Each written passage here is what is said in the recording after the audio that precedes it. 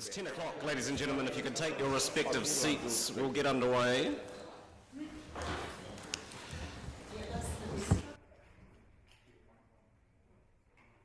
Kia ora koutou, ka mi nui ki koutou. Kia ora. Welcome to this meeting of the Dunedin City Council for Tuesday, the 9th of March.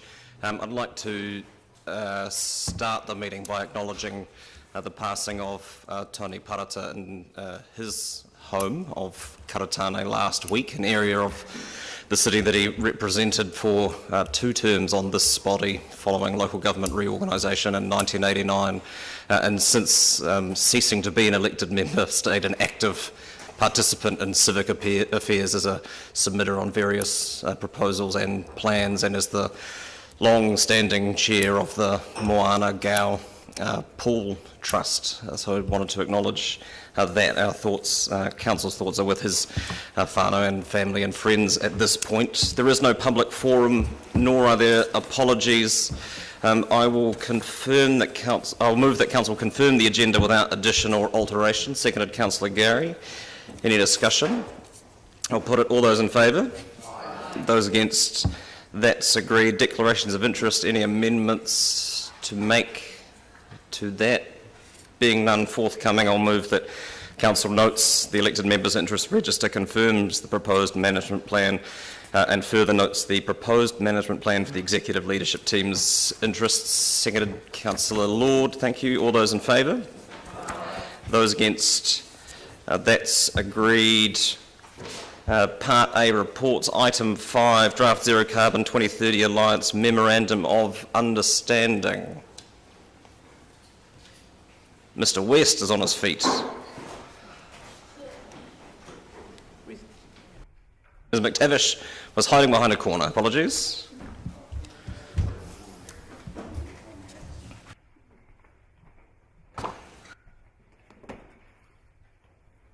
Anything by way of opening from either of you two? No? Questions, councillors? Councillor Walker.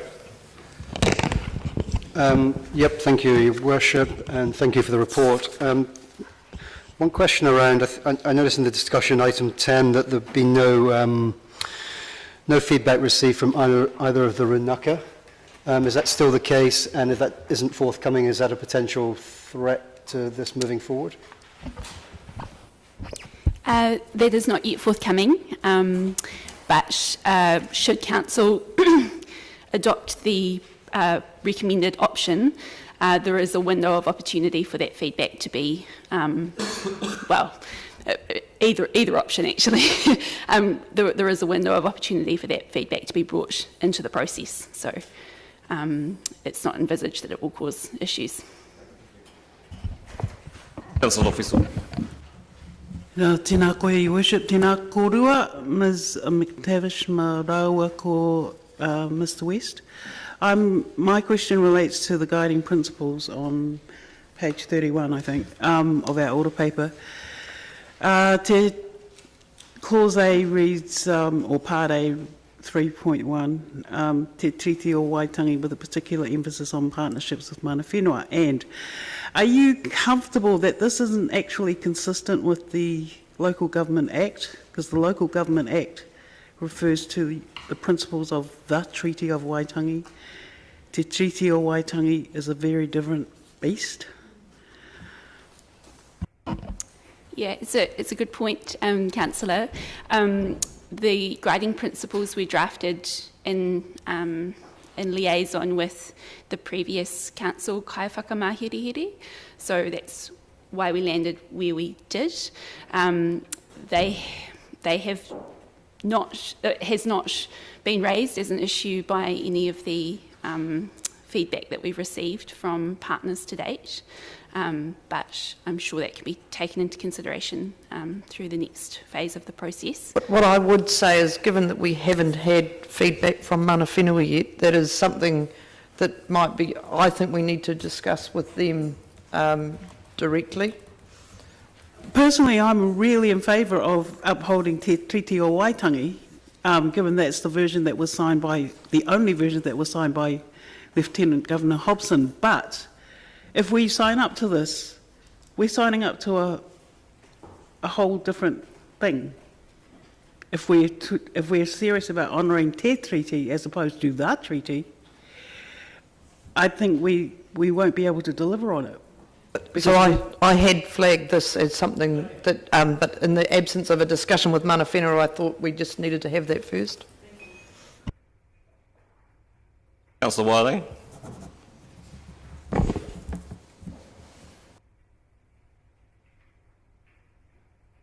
Thank you. Ms McTavish, on page 22.17, the MOU also proposes that all parties will give serious consideration to co-funding or co-resourcing initiatives that are considered mutually beneficial and aligned with pursuit of the objectives. I guess that to me means that everybody's got to have a serious input and foot in the game as such. Is that the feeling that you're getting from the other parties, that they're happy to contribute dollars and resources to make this work? Thank you. The conversations to date, Councillor, have all been at an officer level. So I've been liaising with nominated representatives from each of those entities. We have not received any feedback to suggest that this clause would give any cause for concern for those parties. As you know, a number of the parties have committed to some form of emissions reduction target by 2030, a number of which are pretty substantial, so in the order of achieving net neutrality or 80% reduction in organisational emissions. So I guess the presumption there is that they would be investing to achieve those targets, and that the partnership would offer an opportunity to explore mutually beneficial ways of investing in order to achieve efficiencies or greater gains with that investment. So certainly it would be obviously subject to consideration by governing bodies in the next phase, and we may receive different feedback, but to date there has been no concern raised with that particular clause. Okay, a question for the CEO. Has this been raised at your CEO forum? Have you shared it and discussed it at that level? So I hear obviously some level of management with the other party. The CEO forum only includes the ORC, and so I have encouraged the ORC to consider it, which they did at their meeting, I think was it last week, Ginty? Yeah. And I have had only high-level discussions with the chief executives of the other other signatories to this document, but not at a level of detail about sharing of costs, for example. Councillor Houlihan.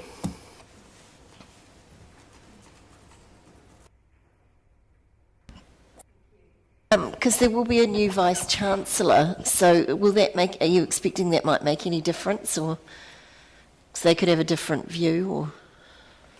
I think that would be unlikely, Councillor, given that the university obviously has a commitment to reaching targets as well, and I wouldn't think that would make a significant difference.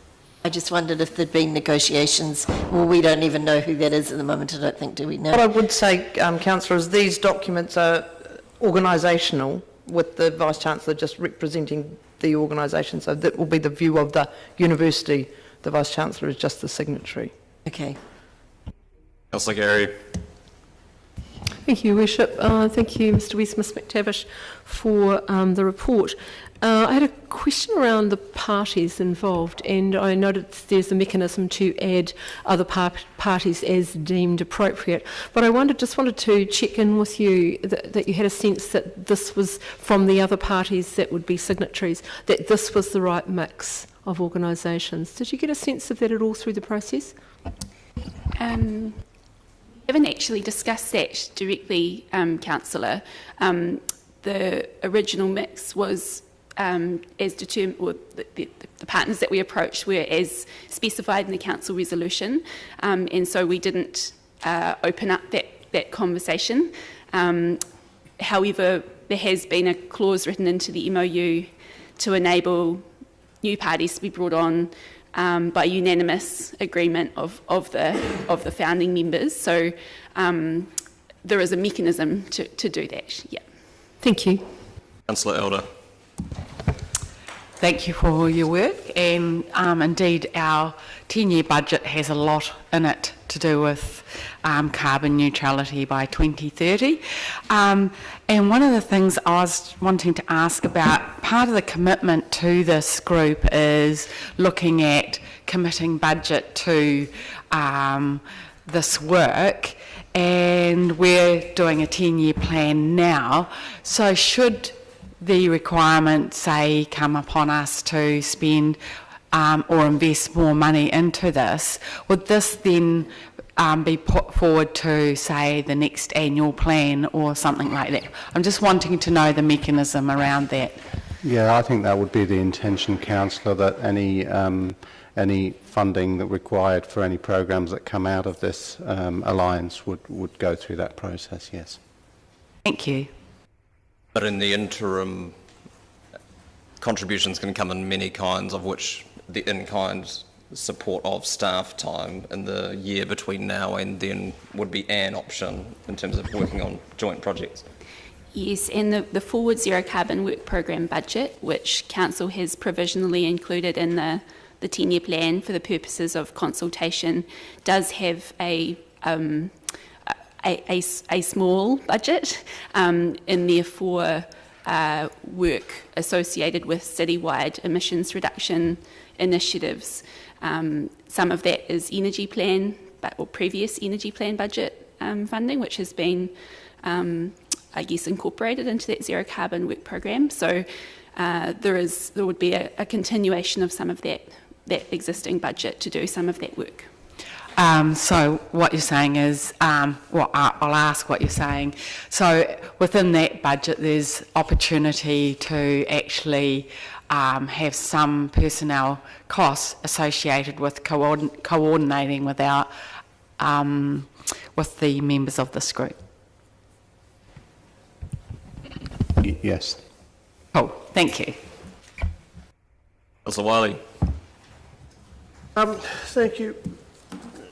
Just looking at the makeup of the group and their own organisation aspiration goals, the Dunedin City Council's aspiration of 2030 is very well documented. What about the university, the Otago Polytechnic, the Southern District Health Board, the other parties? Yeah, so the university has got an operational target of achieving net neutrality by 2030, as has the Polytech, I understand. The DHB has historically had an 80% reduction target by 2030 across, obviously, both Southland and Otago. However, recently the government's carbon neutrality program has been announced, which may have the effect of bringing that forward to 2025 for DHBs. There's still some questions around that. They've been provisionally included in that program, subject to some further work looking at viability or feasibility. In terms of the Tūrunaka, I'm not aware of particular targets that they have, but certainly they've indicated previously that they are interested in the partnership concept and supportive of the general direction of the work.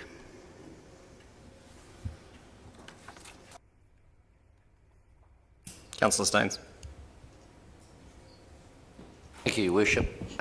Just so that I've got it clear, effectively you're asking today for approval of a draft memorandum, and then that memorandum could be modified by the other governing, or the other bodies, by their governing bodies. And I note down here that it's coming back to us for noting, not for approval. And if there were substantial changes that were made, should we not have, then we should be approving the draft only for the governing bodies of the other organisations to sign up to. And if there's major changes, shouldn't we have that right to then decide whether we're comfortable with that? Graham. The resolution proposes delegating to me any amendments. that it's envisaged that given the governing bodies of most of the organisations have already considered this document, that those amendments would be minor, and noting that we have yet to hear back from the Runaka. If there were significant changes, I would bring it back to this body, but part of the reason to do it this way is so that we can actually get it signed and crack on with it.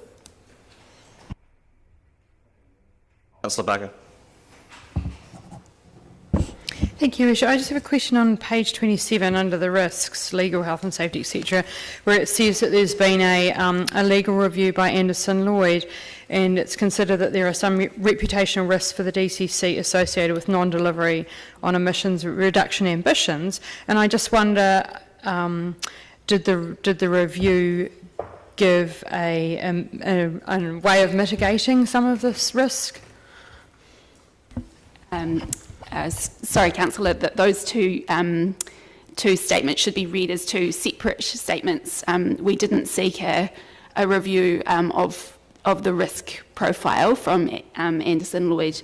They simply reviewed the content of the MOU from a DCC perspective. Yeah. So when it says it's considered that there's some reputational risks, have we got any mitigation around that, or is that part of this process? I would suggest that the mitigation is getting on and starting to deliver against the aspirations in the MOU. Thank you. Councillor Houlihan. Thank you. So are all the indicators that we are on track to meet the 2030, given that statement just, that Councillor Barker has made? At this point, Councillor, I think in the absence of having a really well-developed monitoring framework for the way that we track emissions in the city, it's challenging to respond to that. What we do know is that between 2016 and 2018, the DC or the Dunedin's emissions continued to grow. So in that regard, up until 2018-19, emissions were not tracking towards net zero. But as I think has been canvassed in this forum a number of times, the way that Council chooses to achieve that target, there are a number of options available to it, including offsetting. So it's difficult to say Council is on track or Council is not on track until the pathway and the plan for achieving that target has been determined, and that would be, that is part of the Zero Carbon Work Programme in the 2021, envisaged to be part of the work programme in the 2021 year. Do you envision that more organisations will be added to this MOU, or that that'll stay the same, or what? So there's provision in the MOU for additional parties to be added as and when agreed by all founding members unanimously. I think when we first brought this concept to you, we talked about it as a first step in developing a partnership approach to emissions reduction at a citywide scale. Flowing from the 2021 Zero Carbon Plan process, I suspect it will become increasingly clear the types of partnerships that will be needed to achieve Council's target, and the approach can be modified, amended, added to based on that, and also the learnings from any lessons from this partnership as it kicks off. So is there a timeline for when, I assume, someone like yourself or staff will engage with, say, businesses and industries and that who are, quite big emitters? Is there, sort of a timeline for the hope to get some of those on board? And I'm thinking about our council CCOs as well, but I asked that question, I think, yesterday at the Finance Committee, and the answer was that they were hoping to be, but some of them have difficulty. Is that engagement that you're currently doing? So the Zero Carbon Plan process is certainly involved to be a really wide-reaching stakeholder and community exercise during the 2021 year. There are clear and obvious additional conversations that could be had with the likes of CCOs, and with them having baselined their emissions, I think in the 2019-20 year, that provides an opportunity to have a conversation about the operational emissions in the first instance. But obviously they also potentially have a broader contribution to that the wider ambition that Council has around achieving net zero citywide, and I suspect those conversations would best sit within that plan process. My concern is that... A question? Yes, it is. If this group that are in the MOU are meeting their, agreements that, that large businesses or industries, if they're not, they could be ruining the good work that's being done here. So it sort of has to be a citywide campaign. Are we going to market around that, sort of talking around thinking about steps that people could take?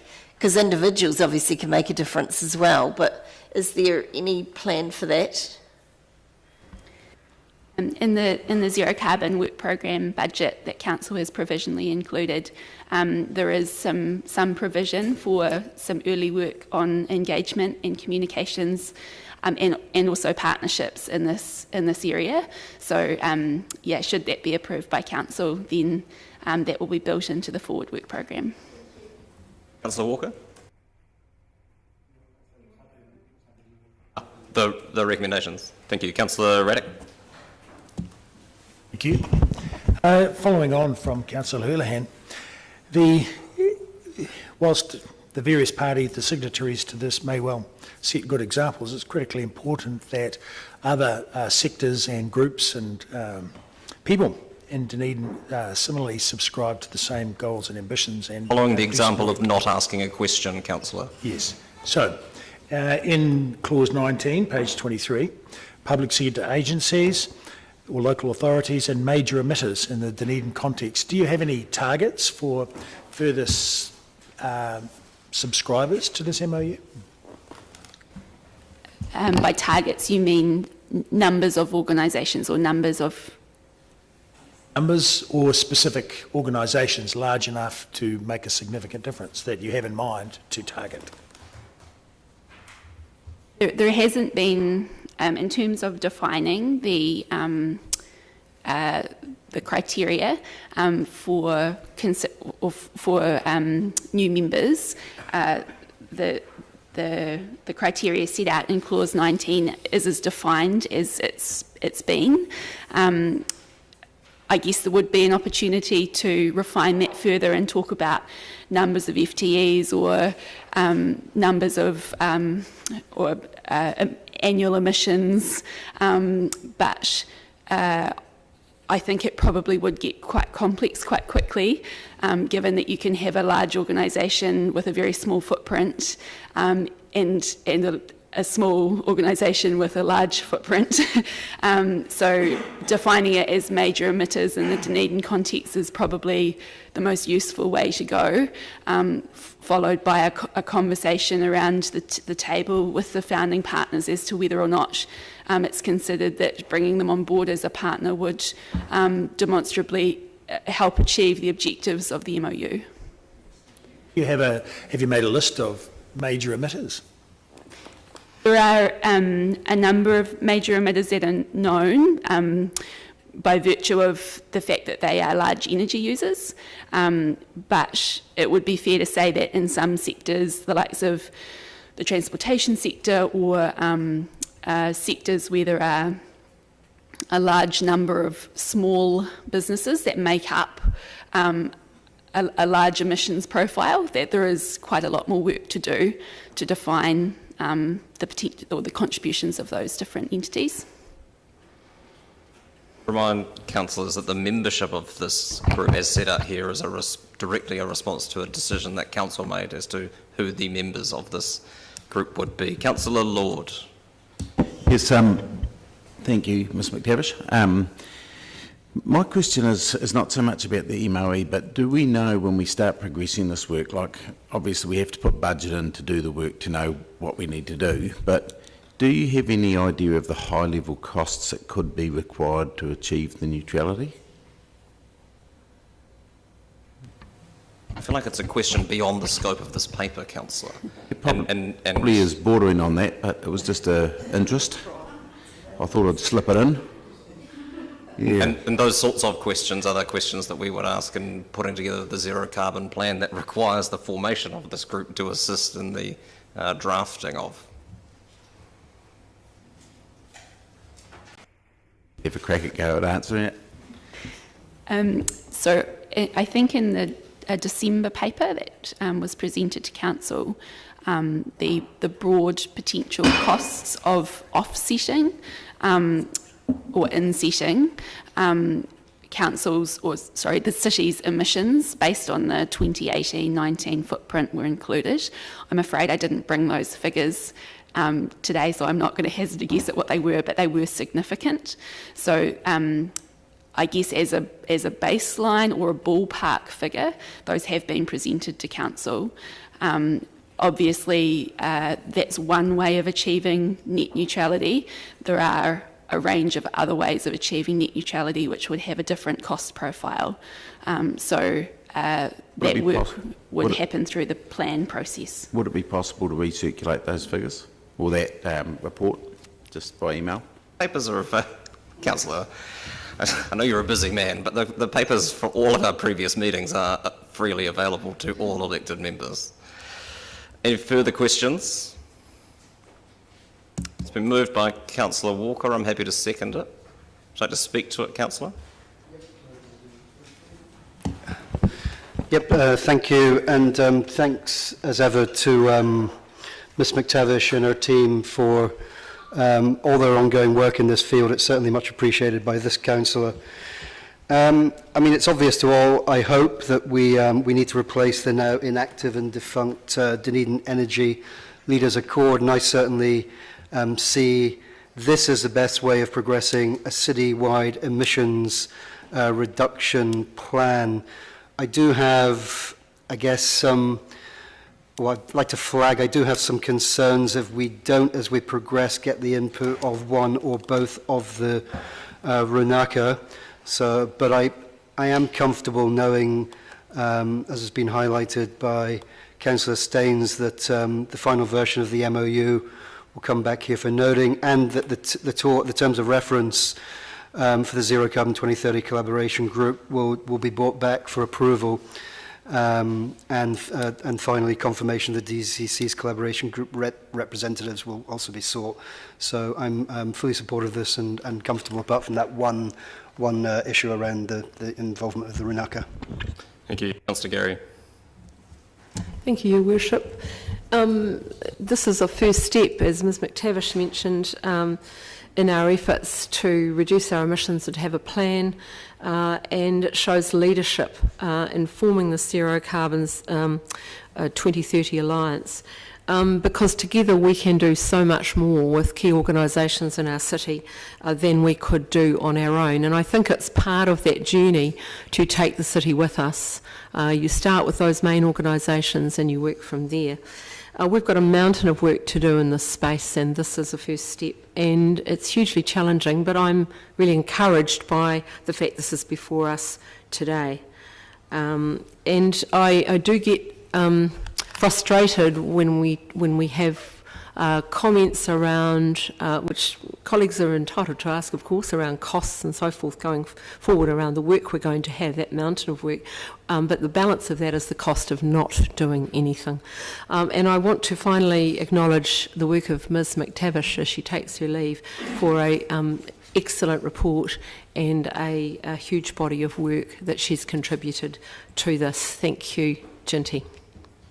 Councillor Elder. Thank you. Yesterday it was really interesting because I talked to the Southern District Health Board that 16% of their staff are actually biking to work, which was quite an interesting figure. And I think if we are going to achieve carbon neutrality by 2030, then we're going to have to do it as a whole city, as a team.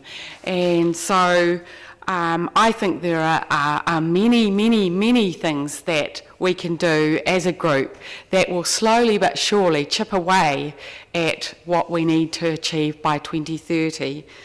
We have both the Polytech and the university who have the opportunity to input through their many students into all sorts of creative ways we can achieve this.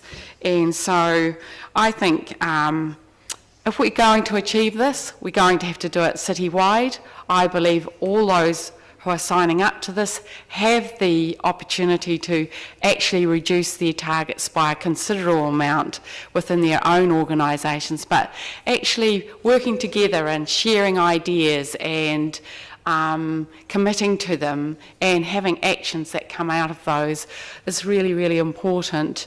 And I was really happy to see that within budget we have got the ability for staff to actually commit to driving, facilitating this group, because I know it takes a lot of energy and it's energy well spent, and also that through the annual plan process we will see what's coming up. So this is a great first step, and I think we've got the opportunity to do a lot together. Thank you. Thank you. Councillor Houlihan. Thank you. Yes, I will be supporting this. I do have some concerns, and they're around timing, because we've got about 9 years to meet our 2030 goal, and I just see so much engagement is needed. And I think obviously Ms. McTavish has been doing a lot of work on this, but I think over the next 9 years we're going to have to ramp up a lot. I don't know what plans we have, but I'd like to see us sending, for example, a letter to all the businesses in the city and saying, these are some of the things we want you to consider, because as Councillor Elder said, and what I was saying before, is that it's a city-wide issue. I mean, if we've got a goal as a city to be carbon neutral by 2030, we have to get other people on board. Once again, it's taking people on the journey and engaging with them, and I'm not sure that's happened yet, but this is a good step, because we've got some organisations, and they are obviously large organisations, joining this MOU, and that's a great start. But I think certainly I want to see more messaging, more engagement, and there is a little bit of fear out there around this, and so I thought the question that Councillor Lord asked around the money was a valid question, and I don't think it's a rude question or a naive question, because when someone said, but what is the cost of not doing anything? Well, that's a good question, because we don't know. This is the point. We should be seeing some of these figures, like what are the costs of not doing anything? What does that mean for the city? Because that's what the everyday people are asking, is what does it mean if we don't do anything? And, what does it mean to the everyday ratepayer or a resident in Dunedin, cost-wise, for us taking these steps? I don't know, and that does concern me that we're approving things when we don't know this, but I am approving this because, well, I'm supporting it, one of them, because, climate change is a major issue, and I do feel it has to be a priority, but, I think we're a long way down the track before we're going to see us meet these goals. Thank you. Councillor Lofiso. Tēnā koe, Your Worship. I'd like to record my thanks to Ms McTavish and to the mover, and also to colleagues, particularly Councillor Staines, for clarifying that this is a draft. And from my worldview, I would naturally be inclined to support this. I'm almost, though, because such is my disquiet about the guiding principles on Te Treaty o Waitangi, that I'm almost inclined to abstain. But I just want to make clear that if the Treaty of Waitangi had truly been honoured, we would not be in this situation that we're in, having to deal with this. And I'm concerned that the guiding principles 3.1 Part A conflates partnership with mana whenua too, because the principles The principles came out of, as I've stated before, they came out as a result of the 1987 lands case taken by the Māori Council against the Crown because of the treaty had not been honoured. So I just really want us to not look foolish as we're advocating this to the partners. Thank you. Thank you. And I just want to pick up on a comment that Councillor Elder made around the travel habits of DHB staff. My recollection was that it was 6% of their staff, not 16%, which is still significant, but not quite as impressive as it might be. My apologies. I was listening to someone yesterday and I picked up 16 instead of 6. Sorry about that. That's fine. Just in case anyone's writing down what we're saying, it seems helpful. Councillor Raddick. Yes, I think it's very good that these various organisations, the four people that have already provided feedback, 4 organisations that have provided feedback, do commit their organisations to improving their emissions and so forth. Speaking as an individual and not representative, I have some misgivings about the comments around the table to have the 2 runaka involved to what extent. So I have questions about that, because to me, the runaka are more than just an organisation. They are representative of a whole group of people. So to me, there will be a whole lot of questions for them to think of in terms of, are we just committing the organisation, or are we, the administrative organisation, or are we committing the whole of our people to this memorandum of understanding? And certainly the Dunedin City Council is not committing all of the people that work for the Dunedin City Council and what they do in their private lives, and neither is it committing all of the citizens of Dunedin. I mean, they would like to have everyone involved, but they're only committing the organisation per se, and the things that they do have control over. So I think it's a big ask, to be wanting Runaka to sign up to this in the first instance, but that they may, they choose to differentiate the organisation from the people. But personally, I think that might trouble them as well. But anyway, I don't want to speak for them. But I have some misgivings of the thing on that basis. I just want to signal that at this point. But otherwise, I think it's good to set a good example and do the very best we can to achieve that target. Councillor O'Malley. Thank you, Worship. This memorandum of understanding is to form and establish an alliance group, and I think in section 2 most of the expectations of those groups are outlined, and in that you can see they're acting institutionally, and a lot of it is about sharing knowledge. Section 2.2F, the opportunities to input in the development of zero carbon 2030 plan for Dunedin, will obviously be the point at which they'll be able to address the cost and implementation of this. What I always look at when I look at the formation of these groups is what will their output be. And so section 2.4, the parties' representatives shall meet and facilitate the Alliance's work program between meetings, I think is actually probably the most important component of this MOU. It is all very well to sit and talk and compare. We have to make sure that it is met with actions, and therefore it's good to see that point in there, and it will definitely be the part that I'll be watching as this unfolds, is that we may have to make sure the organisations are working together, sharing information, implementing plans and executing those implemented plans. I'm very happy to see this. Councillor Lord. Yeah, well, there's nothing on that list that I can't support, but the one thing I do just feel I should make a comment about the money, because it's been suggested. I agree with Councillor Houlihan that the reality of it is that when it comes in the future, what we might find the costs, I just think it's extremely prudent to inquire what the costs might be. And this is no anti-view. This is simply a case of what if we find out in 2 years' time that to achieve carbon neutrality we need to raise rates by 30% for the remaining 7 years of the long-term plan? I mean, we don't know that, and I think it's a prudent question to ask. Could be 50%, it could be 3%. I don't know, but I just think it's important that we ask those questions, and it's appropriate. I can support this. Councillor Elder has said that it's important that we slowly but surely chip away at this, and I would like to be able to support that, but unfortunately I don't believe we have time to slowly but surely chip away at this.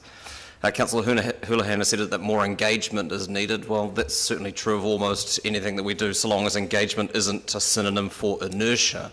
And we keep talking and keep talking and keep talking and don't actually do anything. And certainly there's been no shortage of engagement from our community on the topic of climate action, with growing number and tenor in all of the time that I have been here, and I can't imagine that that is about to change anytime soon. We cannot forget that a lot of the decisions that we have taken and the policies that this council have made have been on the back of significant activism and advocacy and pressure from individuals and groups in our community who have turned up to this building and asked us to do better, or occasionally marched outside this building and screamed at us to do better. We have an ambitious target, that's absolutely true, and we cannot do that alone. We need support from above in Wellington in terms of policy settings and potentially funding, but also at a city scale we need the support of partners, large institutional partners in the city who have the clout and the capacity to help us achieve our goals outside of the areas that we directly influence. So we can't do it on our own. We need them to help us.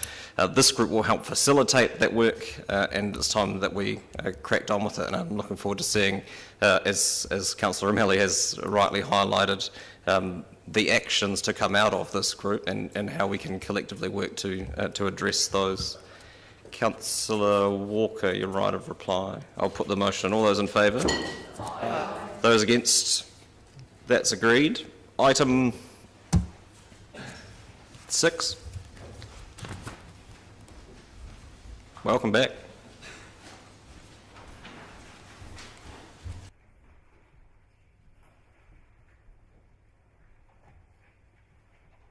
DCC submission on the Climate Change Commission's draft first package of advice to government. Fulsome.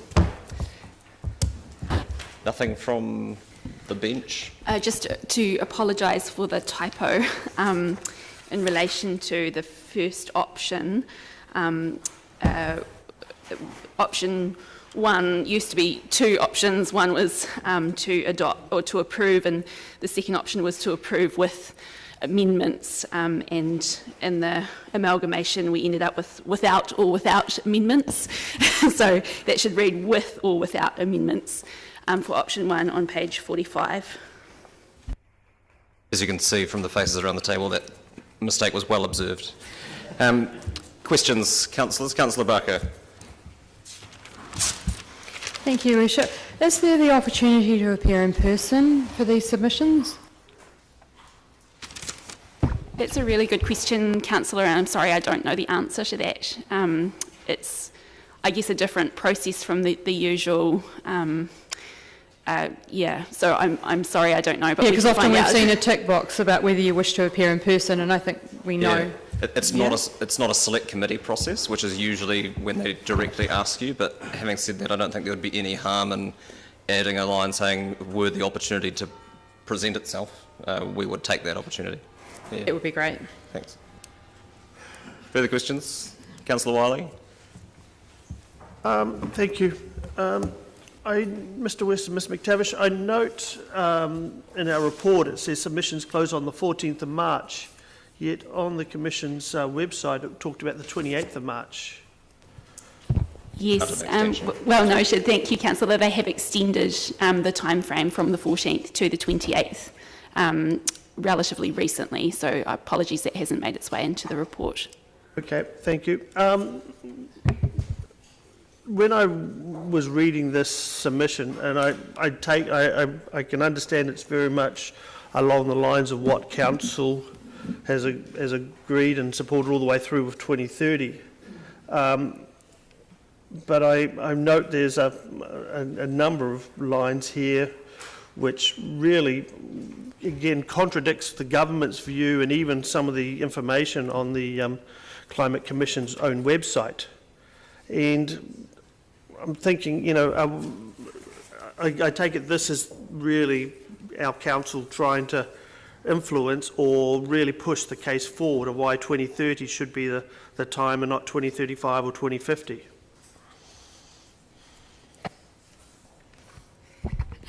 Yes, thanks, Councillor. So yes, this submission was drafted from the starting point that Council has an ambition to achieve net neutrality by 2030.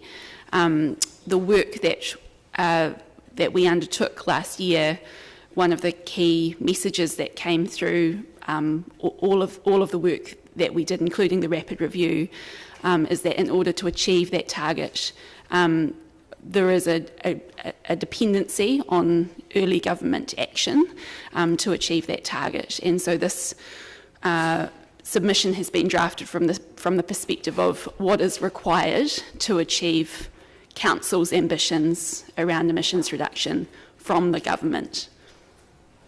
Okay. Then I look as I go through my notes here on page 53, paragraph 29.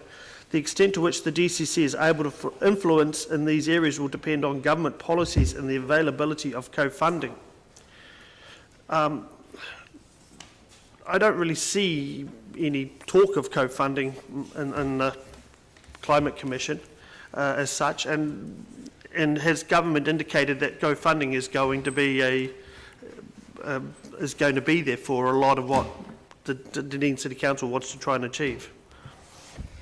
So the Climate Commission is an independent agency, the role of which is to provide guidance to government on the general pathway and policy direction that would be required to achieve, in this case, their net neutrality by 2050 target. The policy response and the investment response, essentially, will be defined by government in response to the advice. So it's a bit of this is like the step before the step where the government decides where it's going to invest. I guess the sentence that you've indicated in 29 there, as Council will be very aware, the NZTA Waka Kotahi, there is a degree to which Council is already dependent on and receives co-funding for its transport. And so I guess in some ways the question is more the direction of that co-funding and the policies that sit behind it rather than additional co-funding, if that makes sense. Yep, no, I can see it in that context.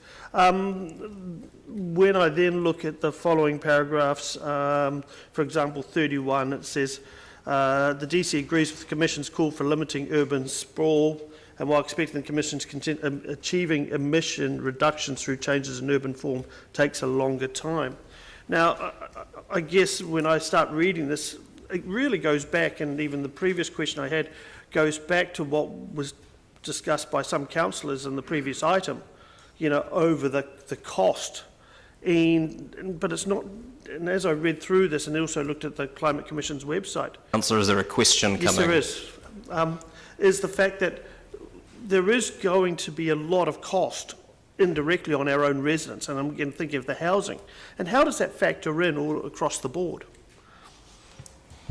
So the Commission's advice did assess the impact on the macroeconomic perspective. I'm really sorry, Councillor, I don't have that figure to hand, but my recollection is that it's a relatively marginal impact across the three budget periods on GDP that they have modelled. I can undertake to find that and circulate it following the meeting. Okay, thank you. So I've highlighted some things here and I'm just trying to remember what context it was in. I will pause and come back for further questions. Very good. Councillor O'Malley. Your Worship, sort of following up on Councillor Wiley's questions. On point 36, transport, page 54, mode shift to other forms other than single car to 40% by 2024. I know that Waka Kotahi and our Transport Department is targeting that 40%. I'm not sure if it's 2024 though. Do you know if those dates align? That's the old Integrated Transport Strategy. Yes, that just comes directly from the Integrated Transport Strategy, Councillor.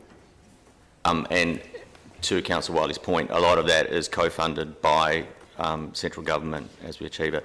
And then point 53, the development of resource recovery facilities and processing. Again, is the Ministry for Environment, through the Waste Minimisation Fund, I believe, is the source of achieving central government co-funding if we go forward on that front? Yes, I'm not across the details of that fund, but I understand that there are a number of TLAs across the country that do tap into that funding for the purposes of new resource recovery facilities. So essentially the purpose of this submission is to nudge the government in that direction and acknowledge that they've already got those, they've got those channels in place and presumably making them easier to access and more interactive with local councils, we can achieve the outcomes better. Yeah, I guess we haven't been so explicit on some of those funds, but certainly to highlight the fact that capital cost can be a barrier to local government to choose investment in low carbon options, and that it would be helpful if that was considered by the Commission in its advice to government. You discovered your context, Councillor?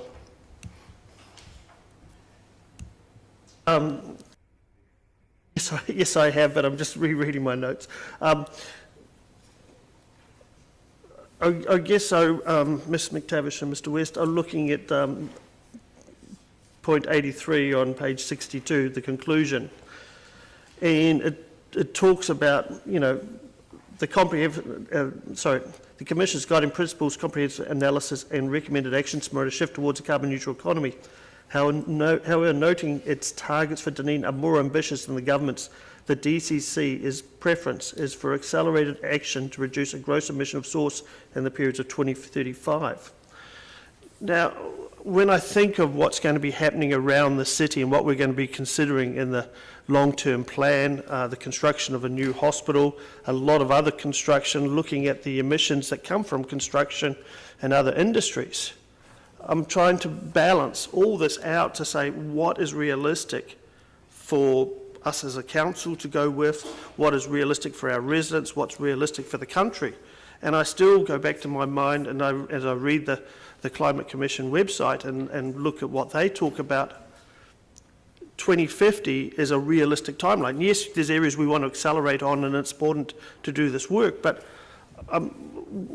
why are we pushing so hard in this document for 2030? Because the drafting of staff reflects the policies of this organisation. Further questions? Councillor Van der Vis. Pardon me. On page 49, item 4B, it says 24 to 47% reduction below 2017 biogenic methane emissions. Now, I know that CO2 was the focus and that methane has now become one, but I'm not clear on what biogenetic methane emissions are. Do they only apply to farm animals, or do they apply to people as well? So it applies to methane generated from biogenic processes, which, for example, occur in landfill when there's breakdown of organics, but by far the majority comes from agriculture. Right, but my question was, given that biogenic methane is produced by both animals and people, does the definition here, biogenetic methane emissions, and we want to get them down by 2050, does that apply to people as well as agriculture? I'm not aware that methane emissions from humans are included in that that definition. That it comes directly from the government, that target. So the council has simply adopted the direction of the government on biogenic methane. Is it your assumption then that this biogenic methane, as described by the government, excludes people? It is my understanding, Councillor, yes. Okay. Thank you. Councillor Hulan. Thank you. Because we have got such an ambitious goal and 20 years ahead of what the government's proposing, to meet that, I think it's already been admitted it's going to be challenging, but are we considering putting regulations on, industries that aren't meeting those goals? Like, is that something is that a possibility? And can we legally do that, I suppose, is another question, This body doesn't really have the authority to create regulations. Well, that's what I wondered. Like, how are we going to police it? That's my, if we've got a goal to achieve this, but how are we actually going to achieve it if, say, for example, you've got a whole lot of industries that say, oh, we're not going to bother with that. Like, how have we got any way of actually... Who are you directing the question to? To me? Well, I'm looking at you, but I was meaning over here, so yeah. For anyone who can answer it, really. Like, we've got this ambitious goal, but what if we have, say, I don't know, a large group of manufacturers or industries say, oh, yeah, okay, we've seen that, but we don't want to do it. Do we have any, I suppose my question is there a possibility we will try to, make them do it, but I think the answers come that we can't. So there's no legislation. How do we deal with that then? So I guess, Councillor, there are a range of ways or levers that Council has to pull in seeking to achieve its zero carbon 2030 target. Some of those levers are things that Council has direct control over, the likes of changing heating systems from LPG to clean energy. Some of them are less direct levers, so it might be district plan provisions which seek to influence the direction of travel rather than a direct investment in outcomes. And some of them are simply advocacy levers. So this submission has essentially been drafted from the perspective of what does the City Council need in terms of support from government in order to achieve the outcome, the policy outcome that Council has expressed a desire to achieve. In doing so, it makes a series of recommendations around some of the additional support or funding or policy direction that would assist should government choose to take it up, because government does have some of the additional levers to influence that this council does not. So is this submission perhaps encouraging some of that in the hope of, is the aim to get maybe a bit of strict, regulation that can help people, well, I suppose make people follow the things needed to achieve these goals? This submission doesn't, it expresses general support for the direction of travel in the likes of the emissions trading scheme, which the government has signalled is going to be its kind of key mechanism to influence the market around carbon. So by increasing the carbon price over time, it expects to see a response from the likes of industry. It's probably, the submission is stronger on some of the, I would call them more carrot areas, so co-funding to enable investment in the likes of public and active transport, co-funding or policy to support the likes of investment in low carbon solutions for waste, in other infrastructure areas. Also some additional support for SMEs and other areas of the economy that might need that support through the transition.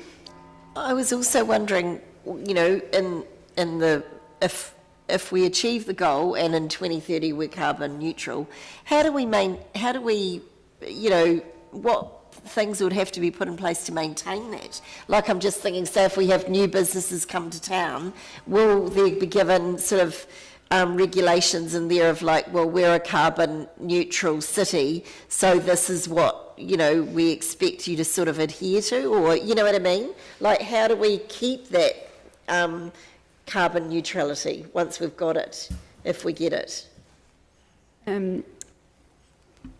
Again, Councillor, I think it probably, that will come down to the influence of a range of actors. Council is limited in its ability to specify or direct certain outcomes. It can influence them in a number of areas.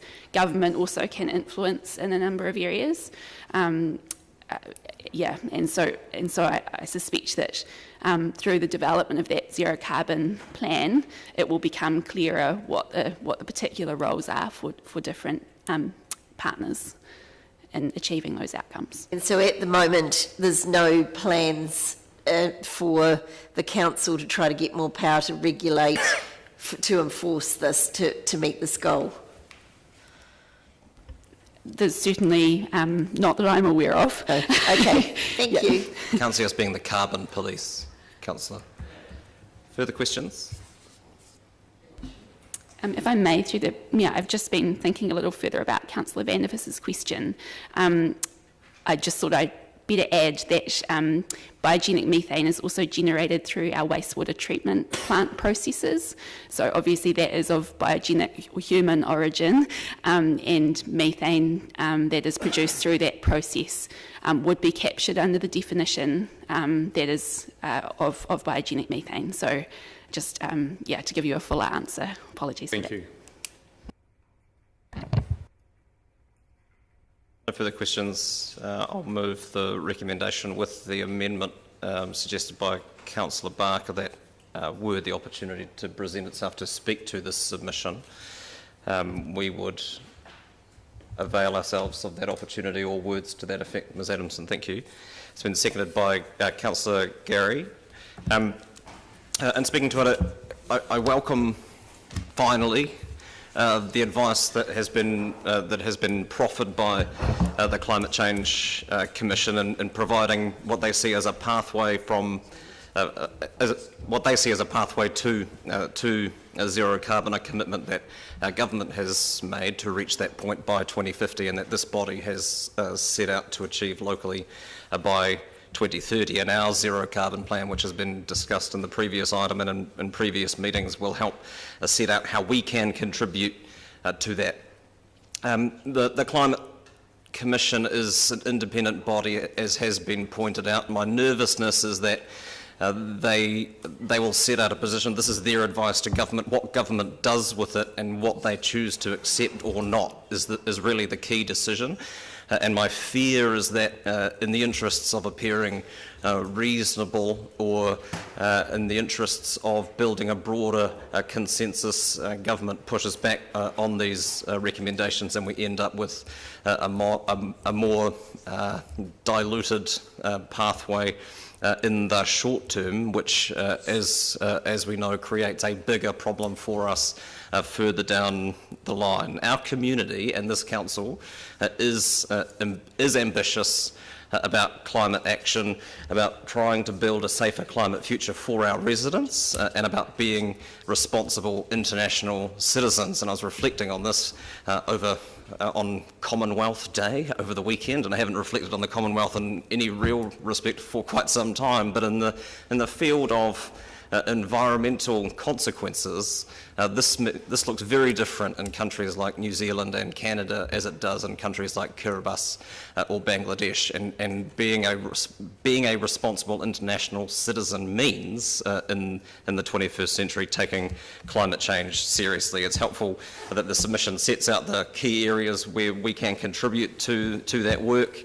Transport is obviously the big one, and supporting mode shift or transport choice, as Waka Kotahi now prefers to call it, and certainly the policy direction of that agency and their appetite for investment, or more at a higher level, the government's appetite for investing in the transition to a lower carbon transportation network will be critical for us to achieve this locally and nationally. The role of planning, which has been mentioned, building to a greater density, limiting urban sprawl, reducing car dependency in the planning system, and of course waste and the potential for waste system to contribute to that. The Commission is right in that it is critical that local government and central government work closely on this work, on the zero carbon work, and more importantly work with iwi Māori in supporting this. But I think the biggest point still for me, and it's helpful to have these set out in 4 yearly intervals, but the biggest point for me is that the earlier we make the investment in the areas that we know will contribute to the zero carbon pathway, the more effective and more beneficial that investment will be, as opposed to taking more timid steps in the short term and creating a far greater mountain for us to climb as we head towards, whether it's 2030 or 2050. And it is prudent, I think, to focus that investment in the short to medium term, and that is certainly something that will be front of mind over the coming months as we go through our 10-year budget setting process. Councillor Houlihan. Thank you. I thought the wording that Your Worship just used now was quite interesting, to say that the concern was that if the government sees that some of this, some of our submission might be seen to be, that they might not be seen as being reasonable. I hope that doesn't mean that because we're putting the submission in that we're seen as being unreasonable by asking for these things. So you know, yeah, so I hope that's not the case, but some people will think we're being unreasonable by pushing for this, and also by pushing for the ambitious goal of being 20 years ahead of the government's target. I hope that future generations will thank us for this ambition, and I hope it makes a difference, and I hope we can achieve it. My concern with this is, from what the discussions we had before, is that really we have no teeth to actually enforce any of this. And as the Mayor said, I don't think we should become the climate police. I don't think that's our job, and I don't want to be labelled that. But without having industries and the rest of the city taking this up and going along this journey with us, we're not going to achieve this goal. So I think somehow we need to be able to put out messaging. And I think during COVID, what the Prime Minister did very well is that she came out daily and did the messaging. I'm not saying we do daily messaging on this, but clear messaging and going out in social media, in the media, and in talking to people, saying these are the things that we need businesses and communities to start doing, is what I think we need to start doing now, because a lot of people don't know what it means, you know, to do those things. They don't know what they need to do, and because we've set the ambitious goal, it's up to the council, I think, to engage and put that messaging out. Thank you. Thank you, Councillor, for clarity. This is a submission on the Climate Change Commission's advice to government, and what will come out of that is the government's plan, not a city plan. And I was referring to the government's response to the Climate Change Commission's recommendations, not our submission directly. Councillor Van der Vis. on this issue, Councillor Wiley has asked, what is realistic? Councillor Houlihan just now has basically asked, what is reasonable? And your worship has actually said that more investment earlier will result in how much more effective it will be if we are to fund these kinds of moves and mode change. Excuse me if I've not quoted you quite correctly. I think I got the gist of it. Councillor O'Malley has highlighted probable central government funding for a significant chunk of the mode change. And I've learned to hear alarm bells when I hear about probable government funding on account of somehow using taxpayers' money as opposed to ratepayers' money seems to make things better somehow. I don't believe it does. It's all public funds. Ever since I was first elected in 2004, this council has made strong and increasingly stronger noises about zero waste as a goal and zero carbon. And yet, in the intervening 16 years, there's no sign of zero waste actually being achieved or waste streams even being significantly modified. If you look at zero carbon, the evidence is that the CO2 output here in Dunedin continues to increase without pause, and that all of the papers and all of the submissions and all of the staff work that has gone into reducing waste and reducing our CO2 output has so far not been effective at all. It's been totally ineffective in my view.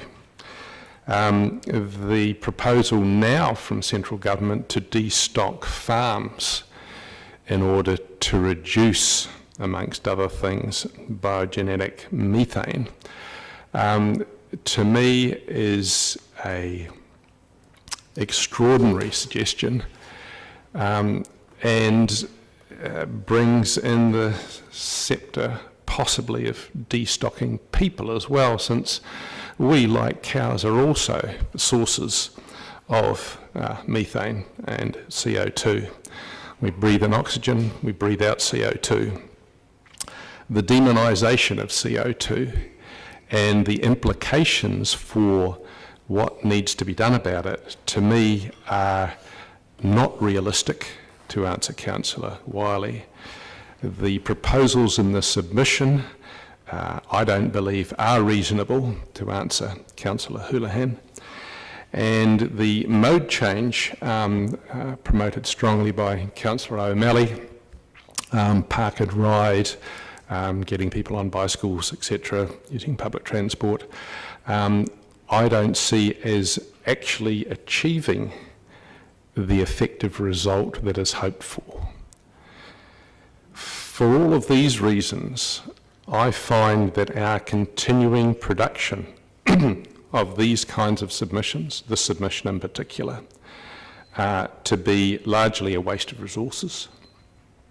I think that for this council and this small city to fancy that it can lead climate change action and improve the government goals, bring them forward by 20 odd years, is simply dreaming.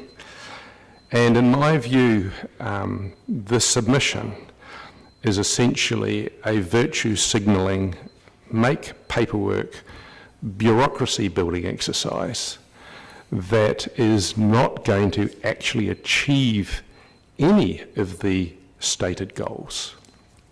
For those reasons, I can't vote for it. Thank you. Thank you, Councillor. I didn't want to interrupt you while you were speaking, but there are no government proposals at this point.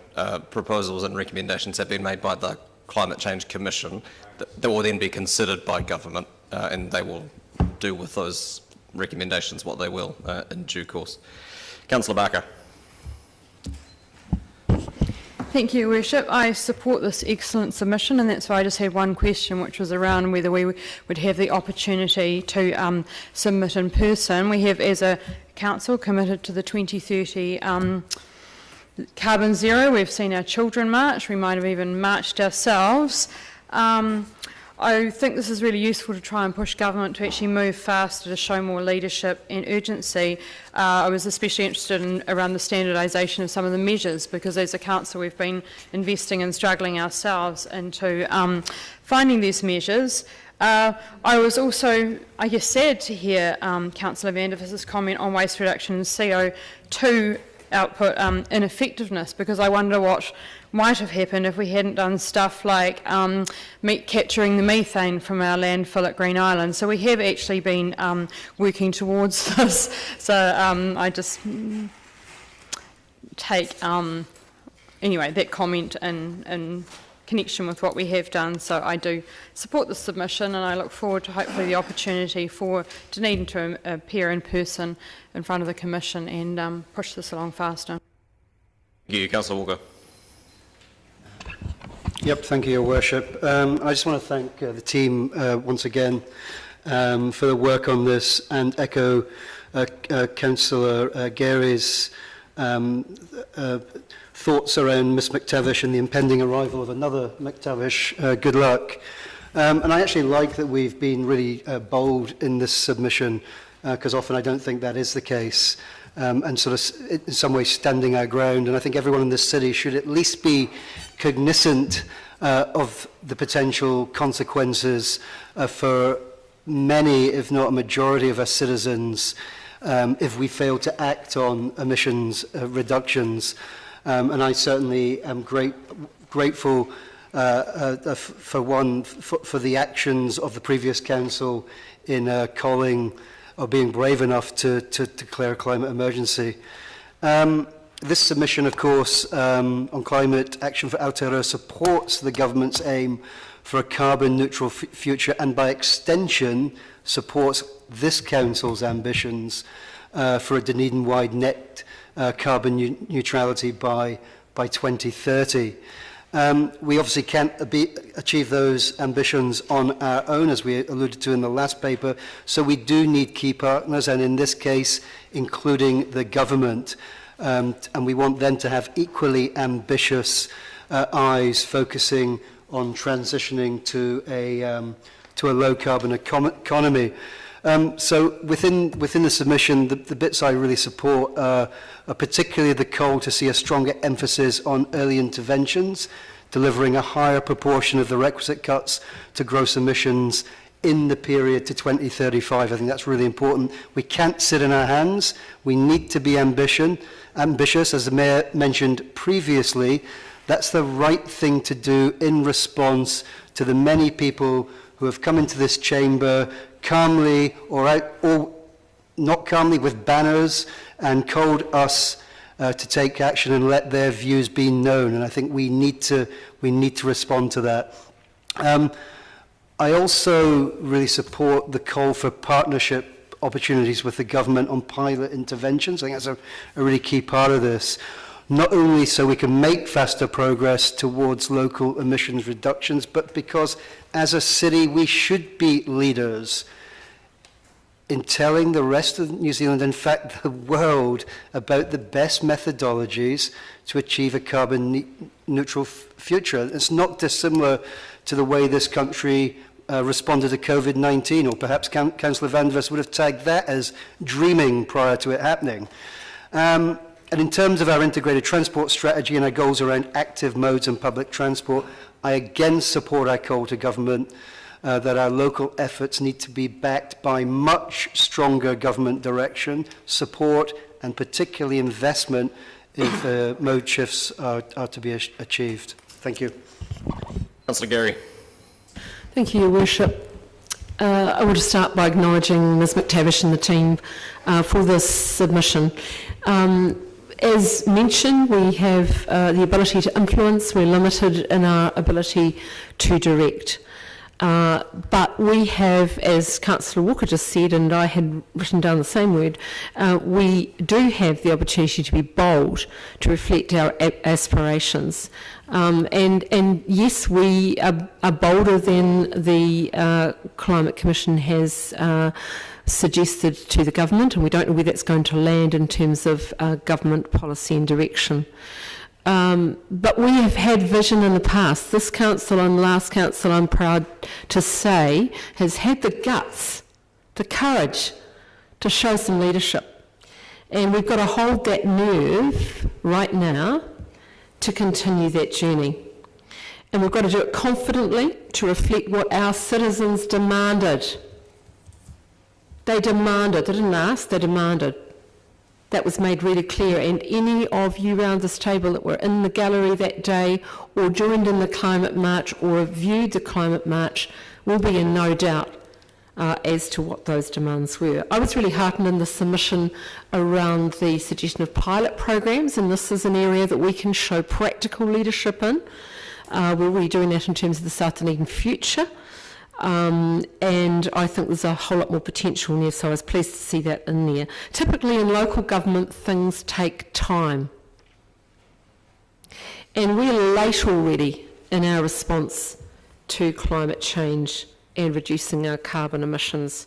So it's not the time to go too hard, or we should wait and see, or we shouldn't be so strong in our statements. This is the time to be clear, to be bold, to be confident, and to say exactly what we believe to be true.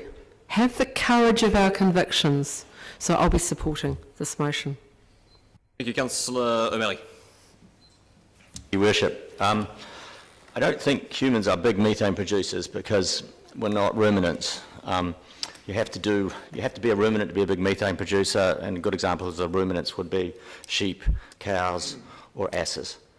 I want to follow Councillor Barker's commentary on whether we should speak, and vegetarians, that helps, whether we should speak to the point. It's very important that we actually maintain our profile here, so even if we can't on this, I do think we should be looking at how do we actively engage with central government. When we're looking at this, though, in terms of climate change in general, I feel that in much the same way we've underinvested in infrastructure over the years, we've had a multi-generational underinvestment in our environment, and now are having to play catch-up in this space as well. Speaking to the submission, the first thing I'd like to point is our more ambitious timing than the government's is something we can leverage here. I think we can go to the government and say, and we have said it in here, which is good, that we are trying to take the lead here, and therefore we're expecting that the government come back and recognise that lead that we're taking, which brings me on to costs. Yes, there is going to be significant costs to achieve these outcomes. There's no doubt about that. And co-funding will be important, but it is never achieved if we have not committed ourselves to do our part.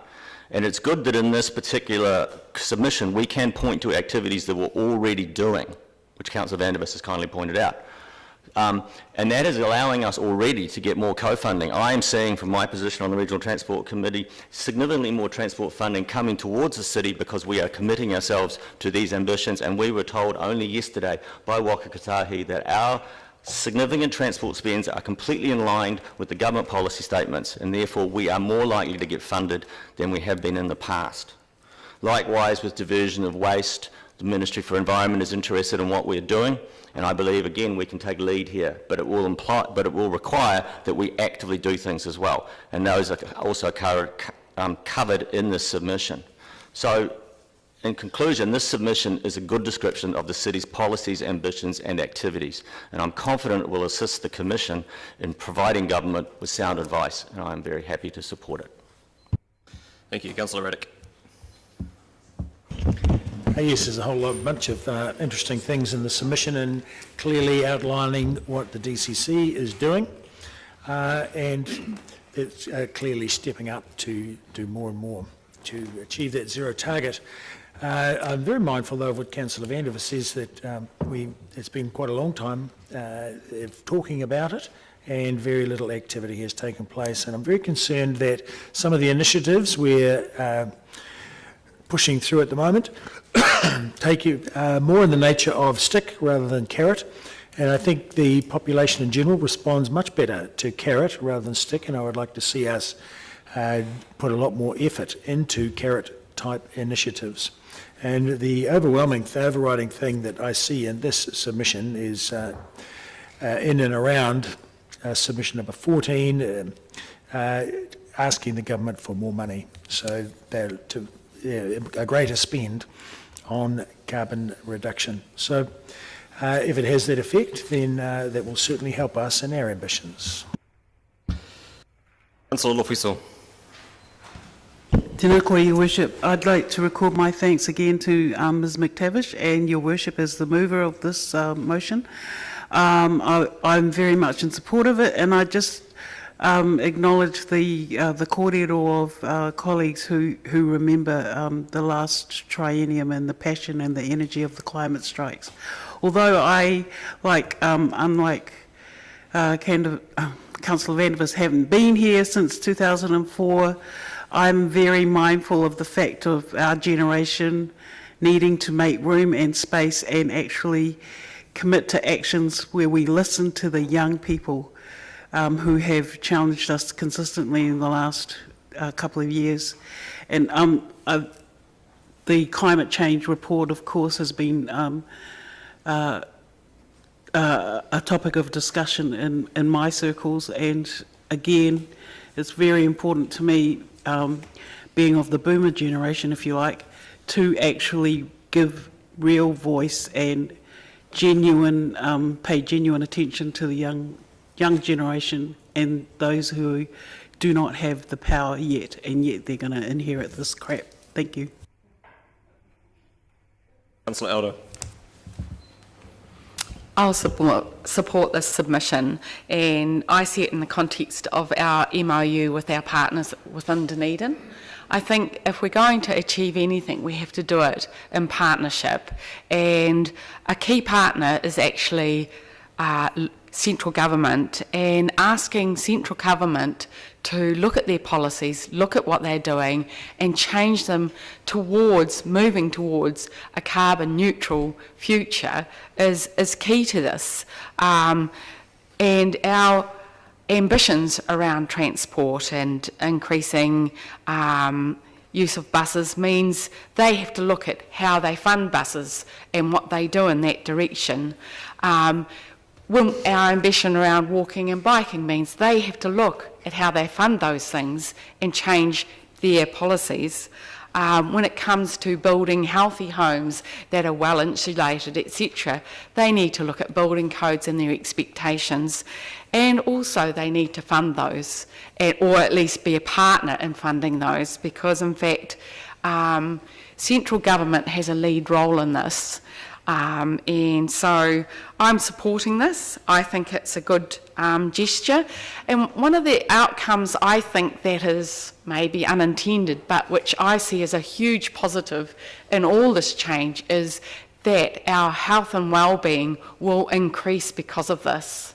If we walk and bike, if we have healthier homes, our health and well-being as a population will improve, will get better. And so I think the big picture is that not only is it about decreasing carbon and our emissions, and about being stewards of our environment and our futures, but it's also about the health and wellbeing outcomes that will come because of this. So I fully support this and submission, and encourage, and I fully support that we actually have the opportunity to speak to this, because that puts us in a stronger position and we can actually have more input into this. So, yeah, I support this.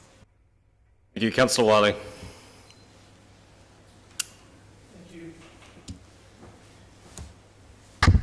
Thank you. There is actually a lot of what has been said around the table I can agree with.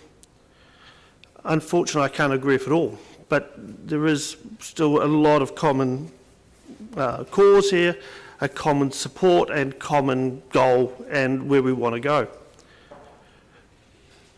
It's interesting when I read the climate Change Commission's website. It says, we are a new Crown entity and it's our job to provide independent, evidence-based advice to government to help Aotea transition to a climate resilient and low emissions future. And I think that really hits home to me in the sense that it's about being evidence-based. It's about being realistic. It's about seeing what we can achieve.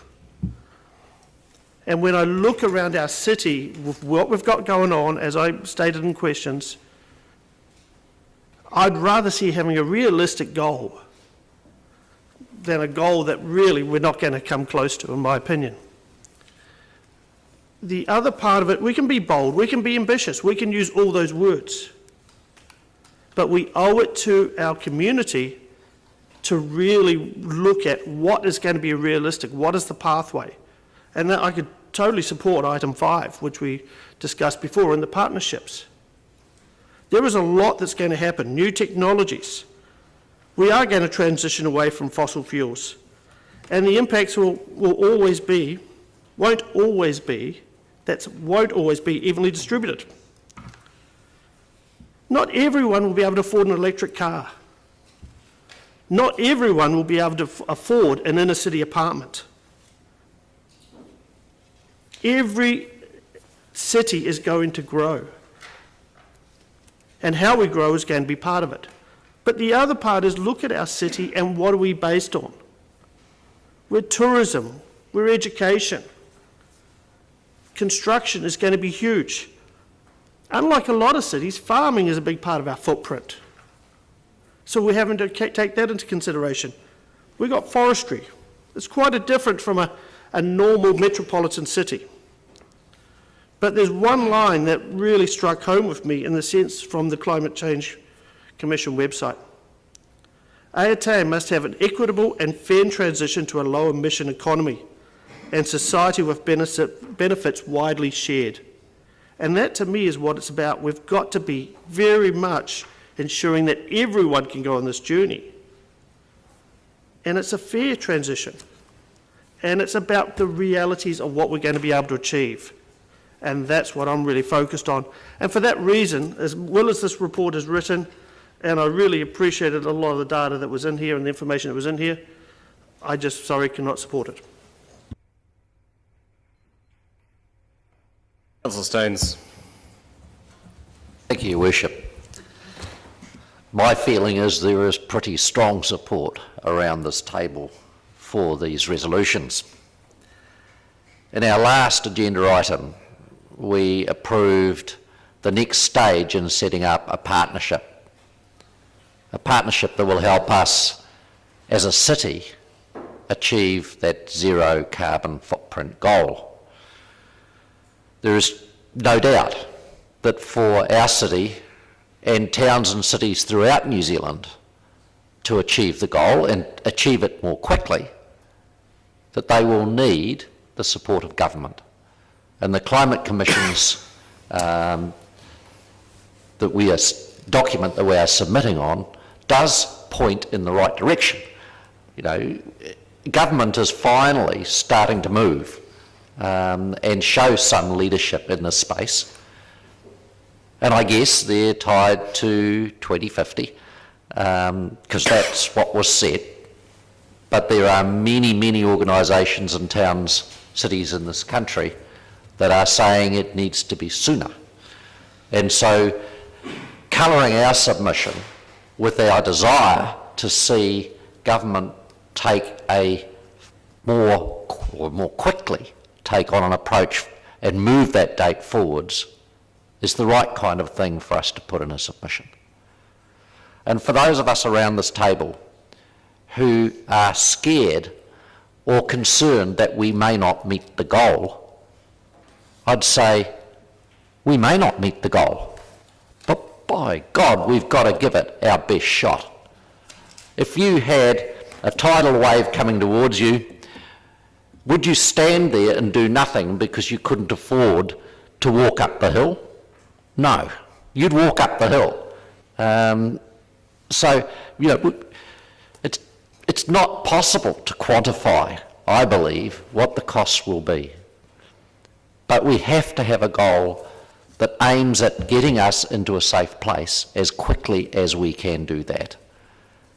And so money should be lower on our scale of measures, and accept that there may become a time when, as a community, we can't afford to take some of the steps on our own, and we will need our government to help in those areas. So I fully support the resolutions.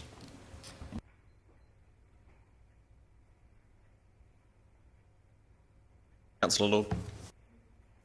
I wasn't going to speak, but I've heard a number of speakers say you need to be bold, so I'm going to just tell it like it is. I don't believe this is something I can support. It's not that I don't, it's no problem with a lot of what's in the thing, but and I totally understand that this is about a submission with the desire to persuade, and I totally get that, and that's why I can't support it.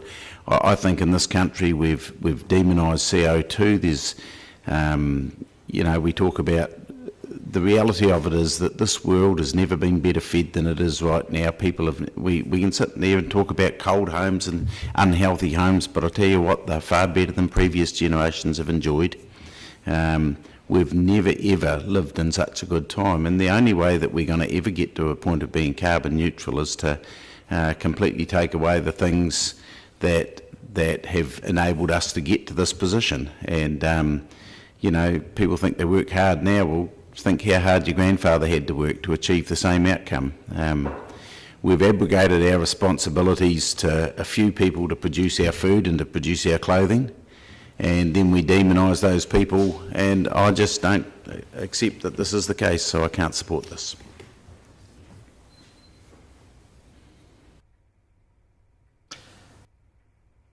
Thank you. In speaking in reply, I want to add, because I didn't previously, my thanks to Ms McTavish for the work on this submission and all other work in this work program over the previous year or so. A number of people have thanked her and her team, but I would like to point out that there isn't a team. There is one person leading this work, and as much as it is often made out as a bureaucratic make-work scheme, we have one person on staff who is driving this work program with the support of consultants on more significant things to assist in that, and that will change hopefully in the coming years, and there's funding in the draft budget over the 10-year plan to better support that work. But I can't not respond to Councillor Wiley's points at the same time suggesting that new technologies will come along and fix this for us, which is all too often lent on by people as an excuse to not change our behaviour and not do things differently, which is exactly what we need to be doing. But also the councillor has said that not everyone can afford an electric vehicle, which is exactly the point.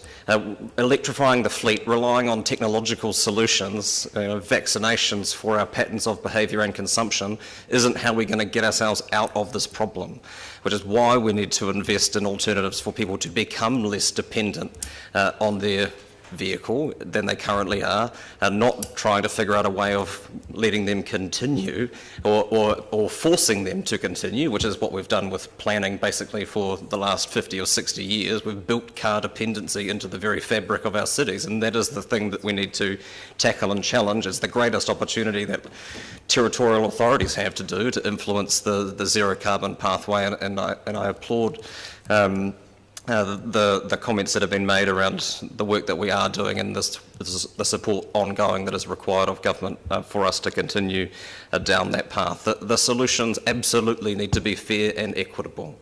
And that is what a just transition means. And it can't be, as the councillor has mentioned, relying on everyone to buy an inner city apartment and an electric vehicle, because that is and will continue to be beyond a lot of people. The point is that people shouldn't have to do those things to be able to go about their day-to-day life in a way that contributes to our bigger environmental goals. And hopefully, if the government has the will to adopt the recommendations of the Climate Commission, or better still, are open to being persuaded by submissions like this that we need to be more ambitious again, particularly in the short to medium term, then we might start getting somewhere in terms of a path to a net zero carbon economy here and ideally internationally, if we're to have a fighting chance of meeting the goals that were set in Paris around limiting temperature rise to 1.5 degrees above pre-industrial levels, which was met with great fanfare when those commitments were made and signed off, and very little has been done by most major industrial nations since then to actually give effect to that, and that has to change yesterday, but the second best time for it to change is tomorrow, and I look forward to seeing what the government picks up before the end of this calendar year, which is when the recommendations need to be adopted or not, and I will put the motion by division. Thank you. Councillor Barker. Aye. Councillor Benson Pope. Aye. Councillor Elder. Yes. Councillor Gary. Aye. Councillor Hall. Aye. Councillor Houlihan. Aye. Councillor Lefiso. Aye. Councillor Lord. Aye. Councillor O'Malley. Aye. Councillor Raddick. Aye. Councillor Staines. Aye. Councillor Vandervis. No. Councillor Walker. Aye. Councillor Wiley. No. Your Worship. Aye. Carried 12-3. Thank you. Item 7, supporting documentation for the 10-year plan consultation. Ms. Bodecker. Mr. Logie.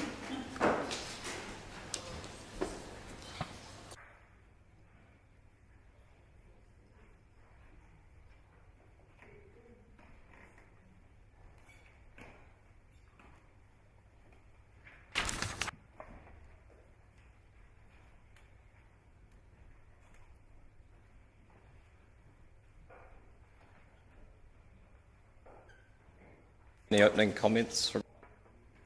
No.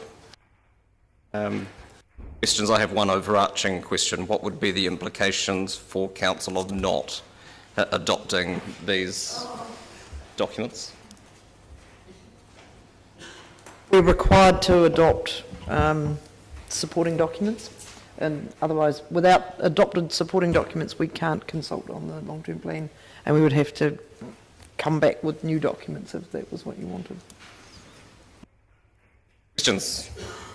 Councillor Barker. I have a couple of questions. One of the questions was something that came up in a confidential report that we had on December the 14th, and the figure that we have for, gosh, it's on page 161, around the Mayfair Theatre ongoing costs. The figure there is different to the figure that we got in the report. Because it's in a confidential report, I don't know if I can mention the quantum. Sorry. Can now. It is item 8, it's in the attachment. Sorry, it's in the attachment A. Sorry, in this. We're on item 7 or 8. Oh, Yeah, shoot, we're doing it. That's all right. Oh, I do have something for item 7. Staff now have plenty of time to think about an answer to They the question. have, excellent. Sorry, the attachment page 9 of 117, which was in the separate attachment that we had. Appendix 2, Statements of Variation, and it says 3 water plans to invest in a higher growth scenario from 2019 to 2038. And then later on page 45, it says that we're looking at a medium to high growth from 2019 to 2028, with a medium from 2028. And I just wonder that that's different from each other, and if it's been checked for contextualisation, this similarities right through. It's a huge document to make sure that all of this stuff is correct in, but.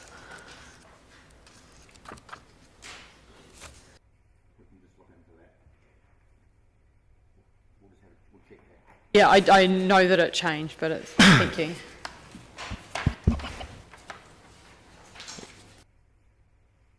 Councillor Benson Pope.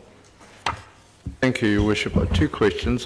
First of all, I'm assuming that all the graphics remain in-house produced in-house, is that correct? In which case can I give You're on you... the consultation document, Councillor, that is item 8. Next item. Apologies. That's all right. No, people do have item 7 in their agenda, right? It's quite a few pages. It's very big. Touche. In which case, our compliments need to be reinforced because they're excellent. In the document recirculated today on pages 20 and 21, I noticed the issues around moving around our city well highlighted, but... Councillor, we're not on that agenda item yet. Next item. We're on the supporting documentation. Hold those questions. if indeed one can be found. Senilities are bigger. Does anyone have any questions on the supporting documentation for the 10-year plan consultation document? What are you talking about? Being none, would someone like to move that they be adopted? Moved, Councillor Stain, seconded, Councillor Gary. Would you like to speak to it, Councillor? Speakers. Councillor Gary. Just want to acknowledge the vast amount of work that's gone into preparing this, and compliments to Ms Bodecker and Mr Logie. Huge amount of work, very well presented. Thank you, and very thorough. Councillor Reddick. Yes, likewise, I'd like to compliment the team on producing all of these statements. It is a vast amount of work and spreadsheets and everything else, which is really good.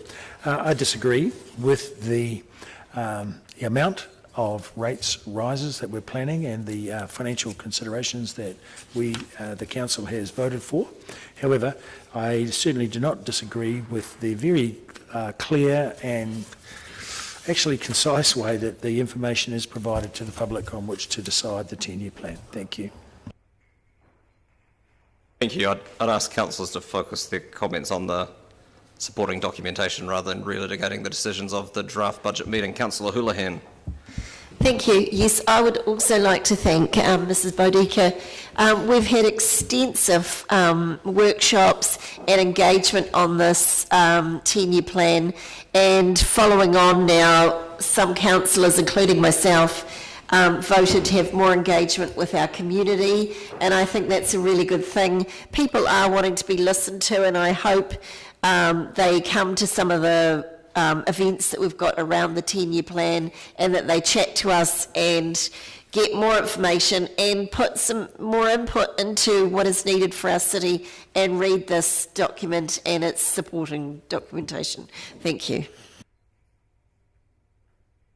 Again, the next agenda item is the consultation document. Councillor O'Malley. I do want to say, though, that the graphs are remarkable in this item as well. I think the bottom line is this is a supporting document, and this tells you why the rates rise are changing. So you should be reading that and then come to your own conclusions. Councillor Vandevers. I've got no intention of relitigating a lot of the decisions that produce this 10-year plan. I voted against an awful lot of the big spend items, although not the infrastructure ones. The 10-year plan that we have in front of us, I believe, is unaffordable. We are now, as a result of many decisions that have been made recently, budgeting into a second $1 billion group debt, which I believe is unsustainable. I think that a lot of the implications from this 10-year plan are unfair to property owners. I think they're unfair to car users. And I think that a lot of the decisions that we've made from the annual plan through to this 10-year plan fly in the face of the annual plan submissions process, where we went out and consulted with the public who wanted a zero rates rise and largely didn't want us to mess with George Street. And we are simply ploughing ahead and putting millions of unnecessary ratepayer dollars into things that ratepayers don't want. I accept that if this recommendation was to fail, and in all the years I've been on council they never have, I accept that if the recommendation was to fail, it would be catastrophic for staff, and they would have to go out and produce a whole new set of acceptable and perhaps affordable or sustainable proposals. And I would welcome that despite the upheaval that that would create. I can't vote for what I believe is unaffordable and unsustainable, and therefore cannot vote for these recommendations. Further speakers? I think the phrase virtue signalling has already been mentioned today. Councillor Staines, your right of reply. I'll put the motion. All those in favour? Aye. Those against? No. Recorded, please. Thank you. Item 8, which I know everyone's very excited about. Oh, good. The consultation document. Benson Pope. The speeches have been made already. Councillor Benson, oh sorry, I'll take them in order, shall I? Councillor Barker. Oh, sorry, okay, go on. Sorry, just to confirm, councillors, that you'll have received an email from me with the audit opinion, which should be inserted into the consultation document. We have an unqualified audit, which is really good news. So that needs to be read in conjunction with the papers in front of you. And I have here, for those, I'll pass it round, what the designed up version will look like as a booklet rather than in your agenda papers. So Claire, if you come just circulate that, because it looks fabulous in booklet form. Give it to BP first. Councillor Barker. Thank you. You can answer my question already. So my question was around page 161 on item 8, around the difference in the numbers that we had in our report back in December 14th and the number of 3.7 million that's in for the alternative option of the Mayfair Theatre ongoing costs each year. There's a $500,000 difference. Mr. Logie? So what we did is, when we obviously mocked the option up for the final 10-year plan, we recognised that because we own the building, there was a number of costs that were admitted from the original amount. So the Athenaeum, we don't own the building, so therefore the building costs sit with the owner, because the intention under the option is that we own the building, that there will be some repairs and maintenance that we'll be obliged to cover off. So that's what we've added in. With the Mayfair Theatre? With the Mayfair Theatre option. Okay, thank you. Councillor Benson Pope. And in that final version is even more impressive than the bits and pieces that we've seen so far. Well done, everyone. I notice, as I have already said, in pages 20 and 21, talking about moving around our city, and this is something that was asked by our regional council colleagues after the meeting, the briefing yesterday again, that there's no mention of the status and the council decision about support for an inner city loop bus. And it would seem to me that's clearly part of this wider conversation. I guess it's too late to include it in this document. So I really wanted some comment from the Chief Executive to confirm that that issue is still a live one in discussion with our friends at the Regional Council who operate bus routes after all, but also that we have the capacity during the hearings process and submissions process and subsequent deliberations to include whatever funding we need to in the 10-year plan to support an initiative of that kind. Councillors are free to alter the budgets, based on their deliberations. So that means they can include or exclude things at that point. Councillor Gary. Thank you, Worship. Just a question, I possibly know the answer to. It was around emphasis, and wondering, Ms Bodecker, if page 159, where the items is moving around our city and the items show the total amount and then underneath our share, I suspect that members of the community will look to the headline bolded and think that's what we are paying as opposed to what's underneath. Was any thought given to that as this was planned? Thought was given to it, but we do need to show the full cost, and so that's to meet audit requirements. thank you for that, and thank you for the amendments to the Peninsula Connection wording too. Thank you. Would also make it consistent with the budgets and how we account for expenditure, which is probably helpful. Can I just make one more comment? The draft document that is circulating, the mocked up one, doesn't include many of the changes that have been made. It's simply to show the layout and the design. So some of the text has been modified. Including the presence or absence of macrons as appropriate. Thank you. Councillor Lawfiso. Tēnā koe, Your Worship. Tēnā koe, Mrs. Boudica. I just have one question in general, and that is, has this been tested for accessibility for dyslexic readers and people who are colourblind? Because I really like the layout personally, but it seems to me having dyslexic friends and whānau seems to be a bit busy. And We some are of the doing colour a video, I think Graham's here, but we are doing a video recording of it, so a spoken version of the document to try and cover that off.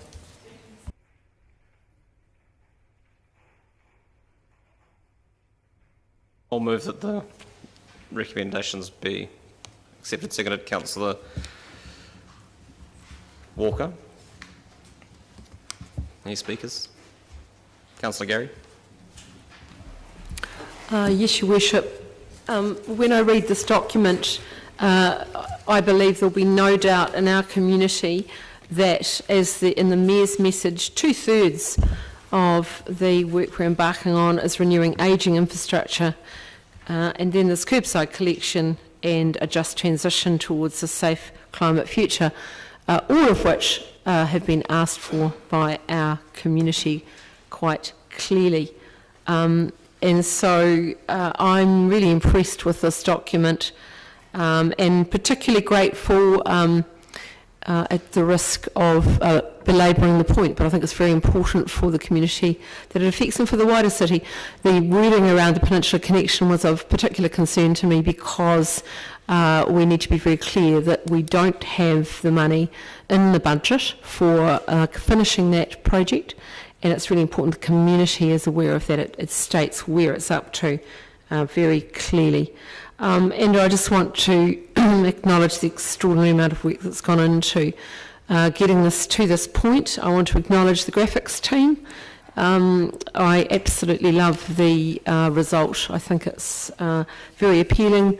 When I took the last one around that got the Plain English Award round to schools and other groups of young people, they were very engaged with the document. I don't think that'll be any different this time. It's an engaging document for those who don't have the time. They're getting on with their busy lives, and I believe this will assist with that engagement. And to Ms Boudica and her team, thank you so much for all the work that's gone over many, many, many months to get this to this point. Thank you. Councillor Van der Vis. I agree with the previous two speakers that this document is beautifully presented. I can't remember a more attractive consultation document. Graphics, colour, choice of photographs, the way things are laid out, presented, it really is superb. Of course, the problem with it from my perspective is that it's wanting to consult on unaffordable and unsustainable plan for the next 10 years. A plan which I believe this document essentially rolls in glitter. What I do about voting for it is a wee bit vexed because I think actually it's a very, very good document in terms of what it asks people to look at. And it is attractive enough that people will actually take the time to look through it, and I think that's vital.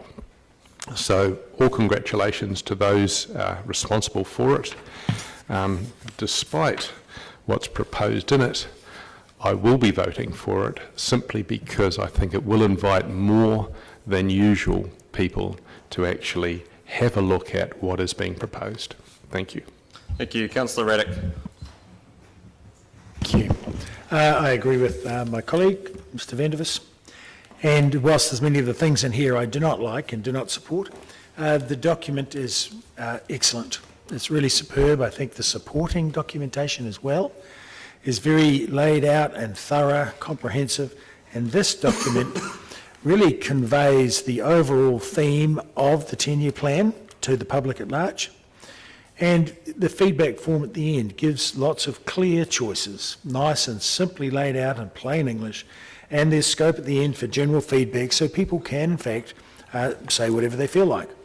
And I especially like the yes-no answers to several significant questions. So I do feel that this is a very good example of an engagement document with the community, and I compliment the whole team that was involved in its production, because not only the graphics team and the visual display artists and so forth, there's a lot of technical considerations to get everything just so. I think it's a delightful thing to behold. Thank you. Councillor Elder. Could we say it's a work of art? It definitely is really, really well done, and I congratulate the staff on the presentation of the facts, which is actually very hard to get simple. The language, the colour and the vitality, but also listening to what we were talking about regarding accessibility, which is a really important part of this. And I tōtoku Marie's question around other means of people accessing this, and there being a video for people to listen to. I think that's really important. I also really congratulate the team on directing people to the back to make comments, because it would have made it a rather large document if there was comments under each piece. And I really congratulate the team on those last pages, the feedback form, on the space available for comments, on the yes and no options, and also the layout of all the key points and voting on those. So well done. I think it's a fantastic document, and I'm looking forward to getting out and presenting this document to the community for feedback, and I think this document will definitely encourage that. Thank you. Councillor Wiley. As I hold this document, it is very well laid out and quite engaging. I guess the challenge is going to be I hope our residents actually take the time to read it and understand it, and if not understand it, contact us as councillors and come and meet us one-on-one at the sessions, because it is about the future of their city. It is about where we go, how we invest, and what our city is going to look like in 2030, 2040, 2050 and beyond.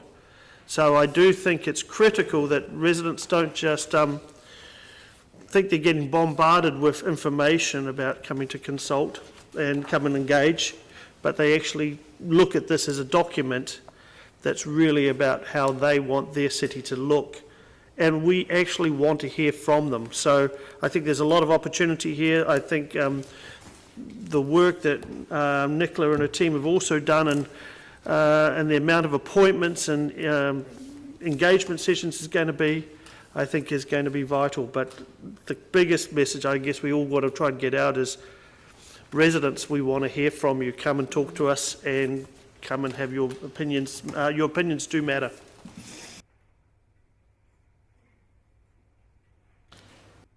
Ed, thanks to the communications team for the work that they've done. It's never an easy job trying to balance, say, plain English text and the rigour that people expect of a process of this significance, and equally, as Councillor Lofuisa has pointed out, managing design elements in a way that is engaging, but also managing that process in a way that is accessible for people. And thank you for the ongoing efforts. I'm not qualified to comment on aesthetics, but I'm curious to see what kind of tone and tenor the 70s nostalgia elicits from our community, as someone who wasn't around the first time to see what that would produce. But what I don't want to overlook at this point is C here, and I want to thank all of the staff that have been involved in dealing with Audit New Zealand through this process. It is never easy. It is a complicated process with a very constrained timeline, and to come out of that with an unqualified audit, I think, is a marker of the work that has been done at an officer level to get us to this point. Councillor Staines, would you like to speak to it in reply? I'll put the motion. All those in favour? Aye. Those against? That's agreed. I will further move that we adjourn for lunch. Seconded Councillor Gary, coming back at 25 minutes to 1. All those in favour? Aye. Those against? That's agreed. Thank you.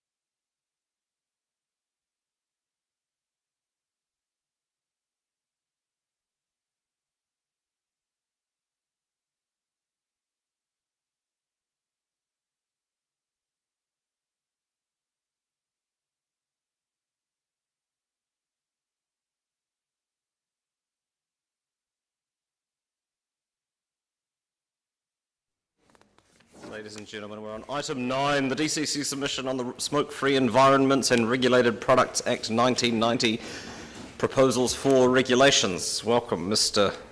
West, on his own.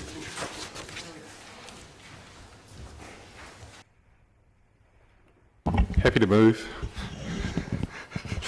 Thank you. Councillor O'Malley's words of caution ringing in my ears. Any questions that people have? Don't get too carried away. No questions. You're free to go. Thank you. It's been moved by Councillor Vandervis. Yes. Yeah. And seconded Councillor Staines. Thank you. Would you like to speak to it, Councillor? Speakers. Councillor Gary.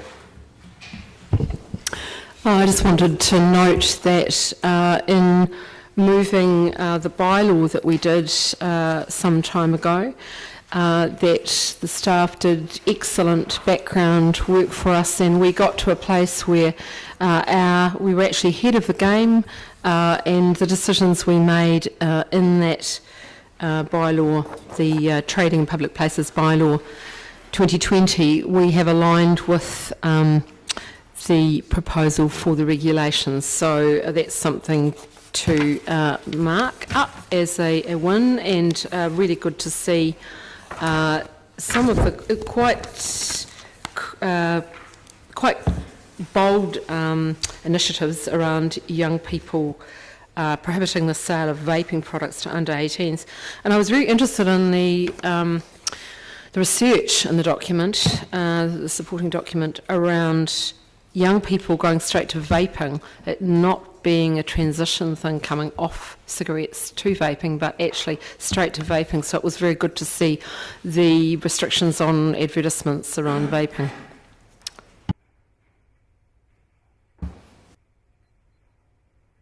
Councillor Vandervis, your right of reply. I'll put the motion. All those in favour? Aye. Those against? That's agreed. Item 10, Development Contributions Policy Update. Mr. Logie.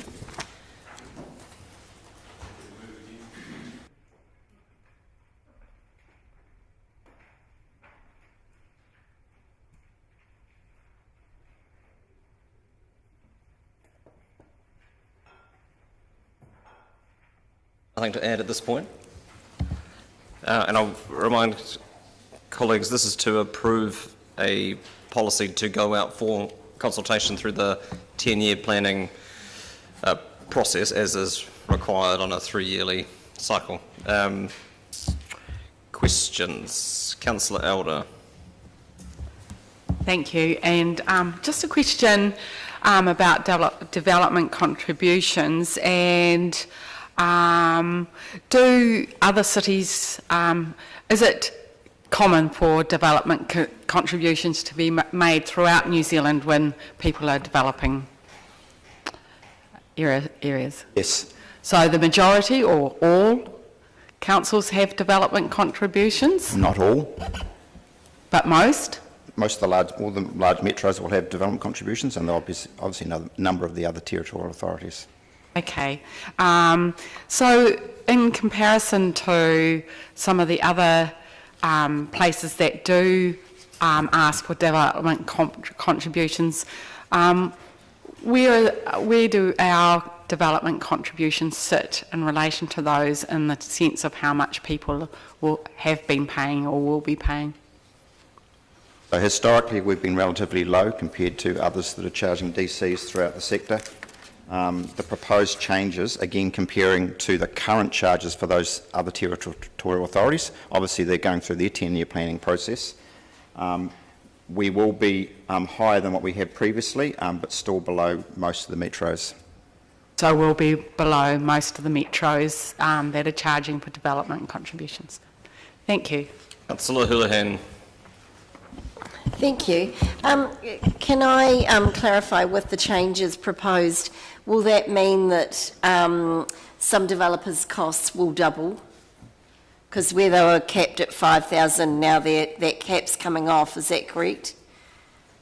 I can't comment on individual developments, but certainly the charges have gone up. So what they're reflecting is the the change in the capital program that we put in place for the 10-year plan, and obviously taken into account a number of factors, including the interest rate environment that we're currently in, because obviously we're allowed to recover interest costs, and also the level of development that's occurring throughout the city. So again, the development contribution is a factor of the total capex attributable to growth divided by the number of units. But in terms of individual developers, certainly the charges will go up, and in the paper we've talked about distinguishing between brownfields and greenfields as a suggested way of encouraging development in the current areas versus new areas outside our current service boundaries. So where there were 5,000, some of them will now be 9,000, just over 9,000. That equates to almost 50% increase, is it? The $5,000 cap is for specific activities, not for the overall charging of development contributions. So it was a cap on how much could be charged for. That was what they used to be charged for, and now that's increased. That's what I'm saying. I'm just trying to clarify. But the overall quantum of what you are charged is made up of a number of activities, and, Right. and the individual activities had a $5,000 cap. That is removed. So to say that the overall charges would double as a result of that is probably a stretch. Okay. So because that cap has been removed, what are the implications of that for the developers? The cap was in very specific areas relating to very specific components of the development contribution. Thank you. Councillor O'Malley. Thank you, Worship. Some of this is actually just some definition questions for those who are reading this and may not understand it. Brownfield in this instance is not what we would call a brownfield development normally, but rather something which is development like an infill inside an existing service area. Is that correct? Correct. And greenfield is a development outside of an existing service area. Correct. Cool. And when we are saying we are funding growth, if we were to look at, say, the capital expenditure on any one of these activity classes, we'd have a capital expenditure and then a certain amount of that was attributed to growth, and that's what we're applying this as a relative to that's only to growth, right, not to renewals or anything else. The legislation is very specific about applying just the growth portion. So if we renew an existing pipe, the renewal of that existing pipe is a renewal. However, if we increase the capacity of the pipe, then obviously that capacity increase. So let's just say we had a job that was 5 million and then the extra capacity was 2, we're only applying to the 2, not the other 3. Very good. And then the other one is area of benefit. It can only be applied in the area in which it's charged. Is that correct? Correct. Very good. And then one of the things that I did notice is that if you look at the table on page 189, which is table 2, which really reflects the total changes that occur for an equivalent house construction. If you look at Middlemarch, it jumps from 1,000 total, jumps from 1,300 to 11,000. Is that correct? Yep, and that is largely due to an $8,000 wastewater growth charge. Correct, and obviously it's also balanced across the number of units. So again, where you've got a relatively small number of units. Yeah, so on page 204, you see the table where that's actually calculated, and you'll see that Middlemarch only has 16 house units that's divided into, so it's a relatively small number of, I think, 280,000, but it's only 14 units, whereas Dunedin City has 3,660. So is there a potential to some extent, as we're looking at these calculations, that when you have these relatively small areas, that denominator can give you a pretty big number? But obviously, that also potentially reflects the fact that often when you do a development in a rural area, the cost per household is large as well. What we've done in coming up with these values is we've given councillors the view of, based on the capital program that's in play versus the growth, this is what you are able to charge under the legislation. But as you say, where the cost versus the number of units that can be developed in that area, certainly that's always going to be different for different size areas of benefit. But even so, even when we're looking at if you're doing a Dunedin Central brownfield, it's now going to be 13,600. So the Middlemarch number is not that far away from, say, doing a development in Dunedin, if it was an infill development. Cool. Just clarifying those things before we get to the speeches. Thank you. Always good to have definitions in hand. Councillor Lofiso. Tēnā koe, Your Worship. Tēnā koe, Mr Logie. Thank you as always for your clarity and your explanations of processes and information. I just have a question of process, and maybe if we accept the policy, then there are in the 10-year plan consultation process, there is definitely meetings going to be set up with developers to explain the policy, etc., seeking their feedback?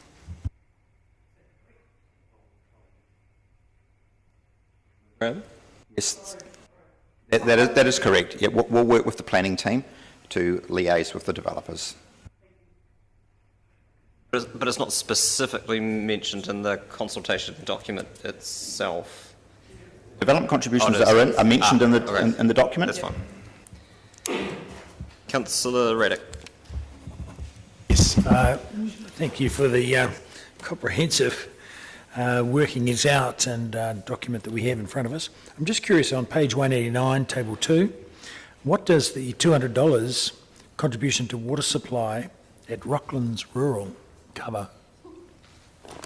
And that's a level of detail that I'm not over, but I assume that there is some capex within the plan that would contribute towards that.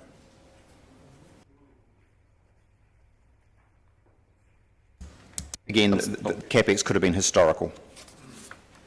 Yes, I mean, I ask because I don't imagine that there'd be much happening in terms of running of pipes or doing of anything, because most people would be independent up there. So. Councillor Elder. Sorry for getting this question. In the context that Dunedin is now a medium growth city, and we are needing to actually put in infrastructure to help us grow, both in the existing boundaries of the city, but also for greenfields. Does this enable us to actually capture some of that cost in the sense of people who are actually coming into those or buying those places that are going to be in subdivisions, actually pay it kind of forward so that they are contributing to this, like libraries, playgrounds, footpaths, etc., that are actually having to be invested in because of our growth.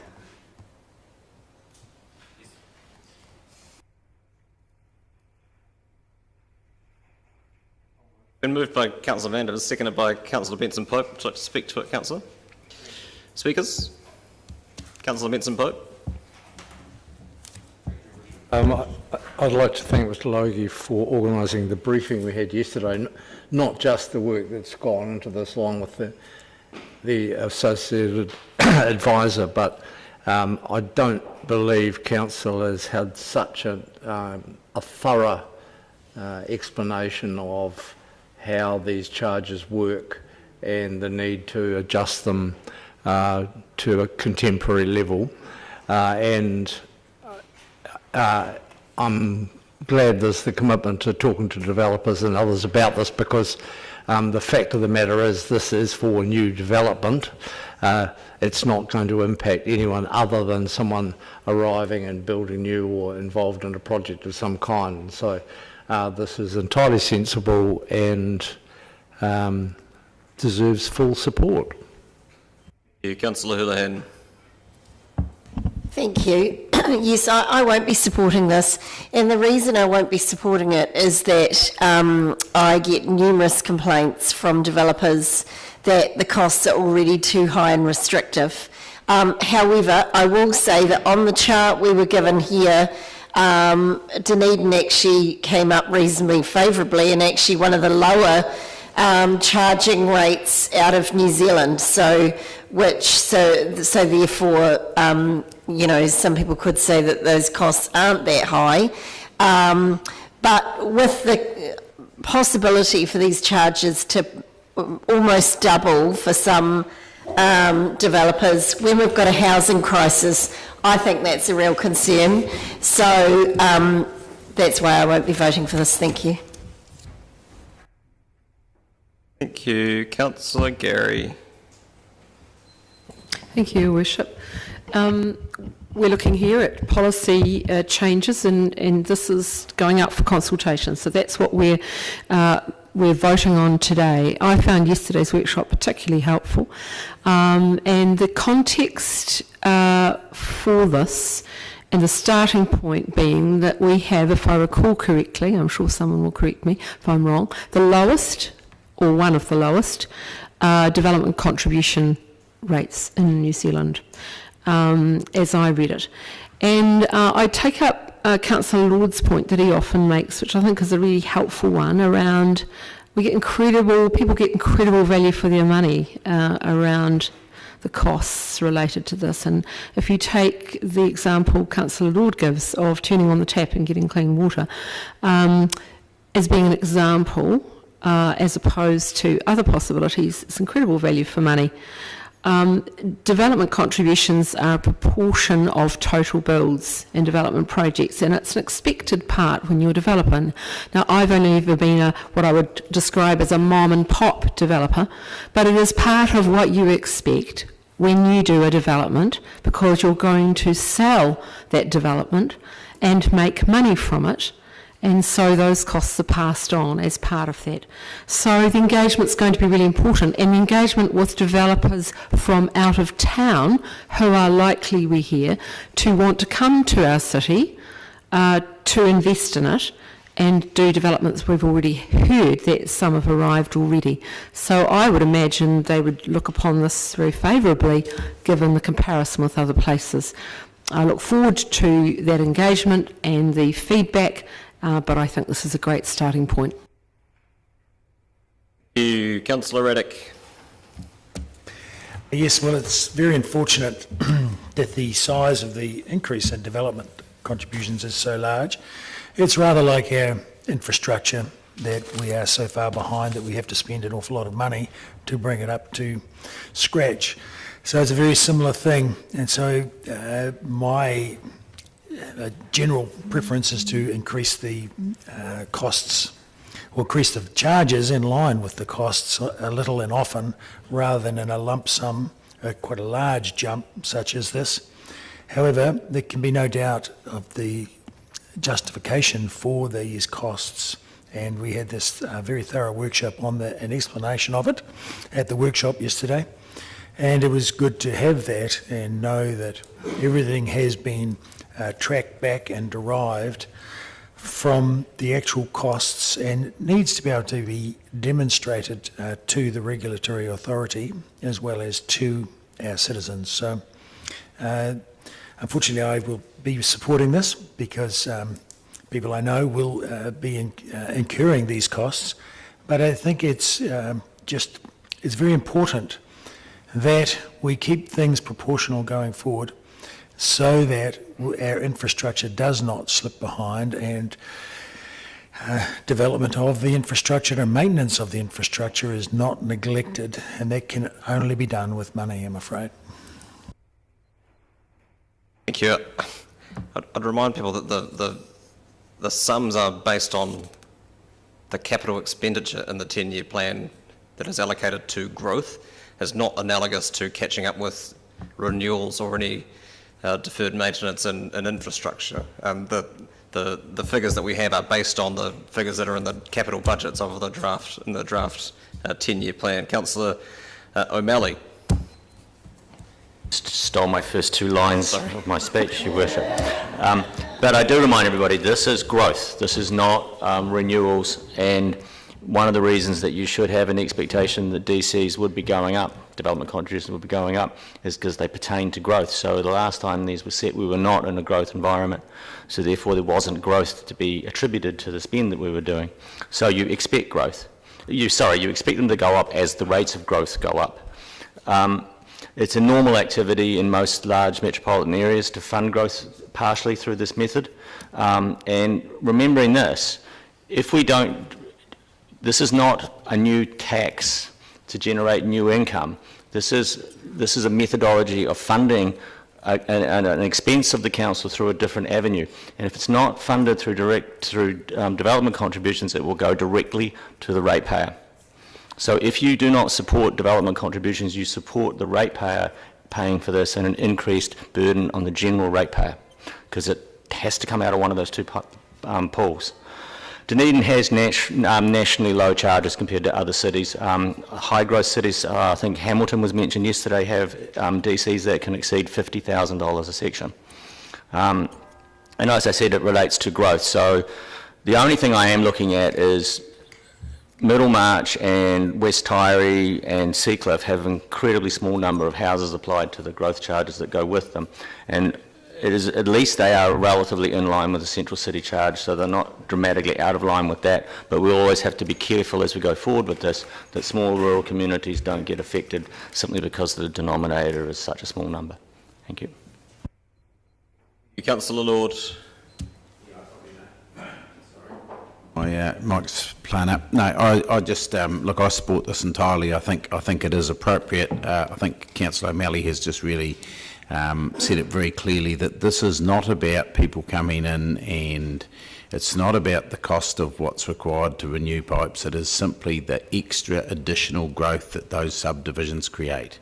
And if you looked at it in very simple terms, if we've got a city that's a certain size and they have a certain number of reservoir, and there's enough water for all the people in the city, but then you add another 5,000 people and you have to double the size of your reservoir, why would the original residents not feel hard done by if they were having to pay for all that additional growth that they've already paid for?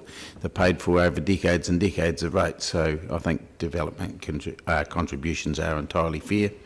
And the other thing I would say is, while these costs might have gone up, it's not a surprise to anyone that sections have probably doubled or tripled in values in the last 5 to 6 years, and sections that were selling for $100,000 are now selling for over $300,000. So I don't think the addition of a few extra dollars to be what is still among the lowest development contributions in the country should be an argument that that's going to hold up our housing.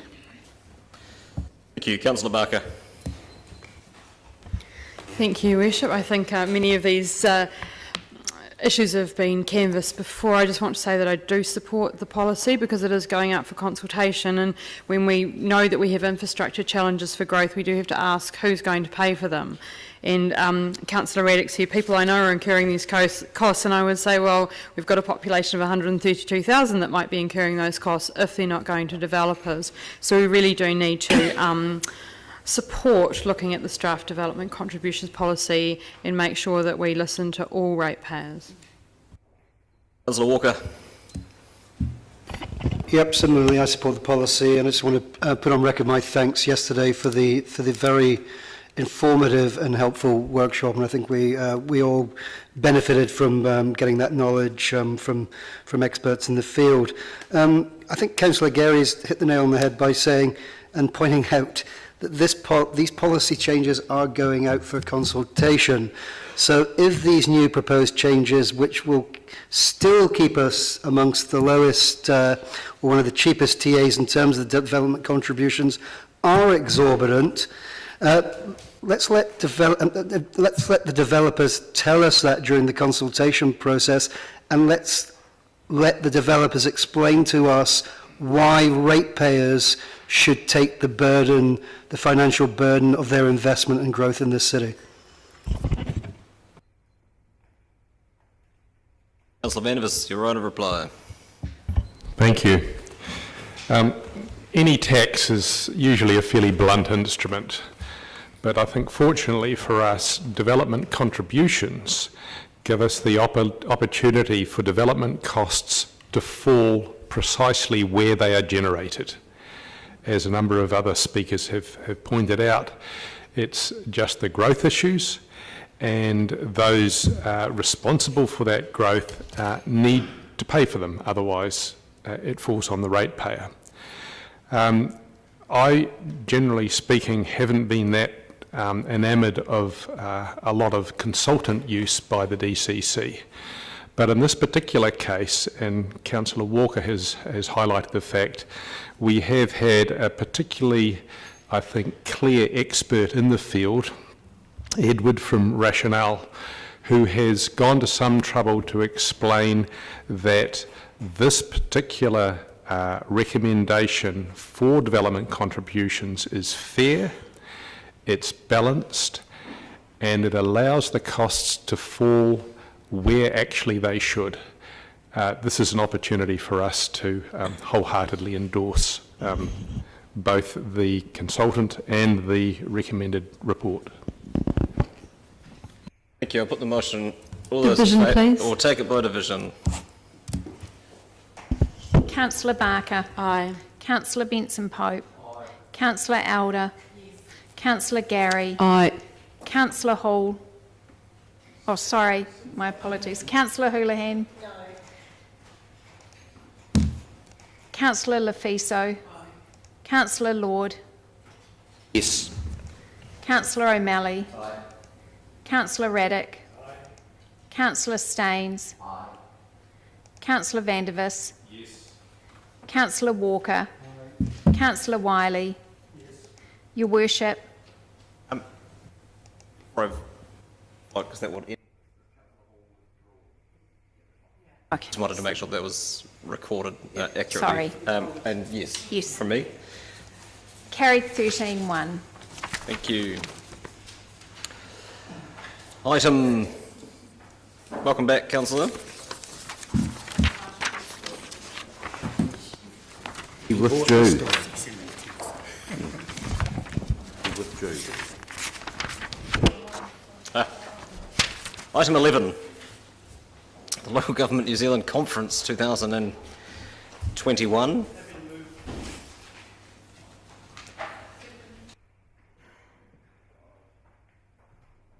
Questions? Everyone's desperate to move it. Councillor Houlihan.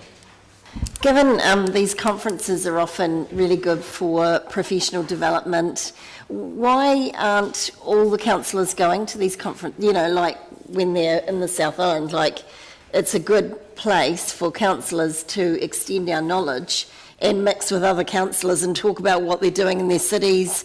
And I understand, obviously, we need the mayor to go, but, you know, is there an opportunity for other councillors to go to these? Certainly when it was, and I wouldn't underestimate the logistical ease or otherwise of getting to Blenheim, but certainly when the conference was in Dunedin, my understanding was that it was made available to anybody, all of our elected members, because of the cost of the logistics wasn't a factor. But our official delegation to the conference are our delegates on the zone committee. Further questions? It's been moved by everyone. I can't remember who. Wiley first, seconded Councillor Benson Pope. Would you like to speak to it, Councillor? No. Speakers? Councillor Vandervis? I've long looked at these local government New Zealand conferences. Prior to becoming a city councillor, I ran an audio hire business and had to sit through literally hundreds of conferences over 20 years and have got a very cynical view of them generally. My cynicism certainly extends to Local Government New Zealand, which I believe we partially fund, like a lot of other councils, every year. Local Government New Zealand are supposed to somehow represent all councils and make submissions to government. In my memory, I don't recall any of those suggestions that they've made really moving government opinion in any or action in any particular way. Local Government New Zealand appears to me to basically be a fairly expensive talk fest. The professional development claim, I think, falls very close to junket. And I can't bring myself to vote for anyone going to Local Government New Zealand conferences or for the ratepayers of Dunedin paying for this particular organisation. I don't see any value returned to Dunedin citizens for what has been a long-standing and fairly expensive process of keeping this Local Government New Zealand organisation alive. So I won't be voting for it. Councillor O'Malley. I just wanted to point out that if anybody wants some development, the 2021 Community Boards Conference is in Gore in 22nd and 24th of April, so you can probably pop down there for a day trip. Always good for a trip to the Gorgonheim. Further speakers? Councillor Wiley, your right of reply. Not really, I just prefer to go to Glen. I'll put the motion. All those in favour? Those against? No, recorded please. Thank you. That is agreed, and that takes us to the end of the public part of the agenda. I'll move per the order paper that we move into non-public for the reasons outlined. Seconded, Councillor Staines. Thank you. All those in favour? Those against? That's agreed. And I should have moved that we adjourn the meeting to give time for people to vacate the building who are required to. Seconded, Councillor Staines. All those in favour? Those against? That's agreed. Thanks.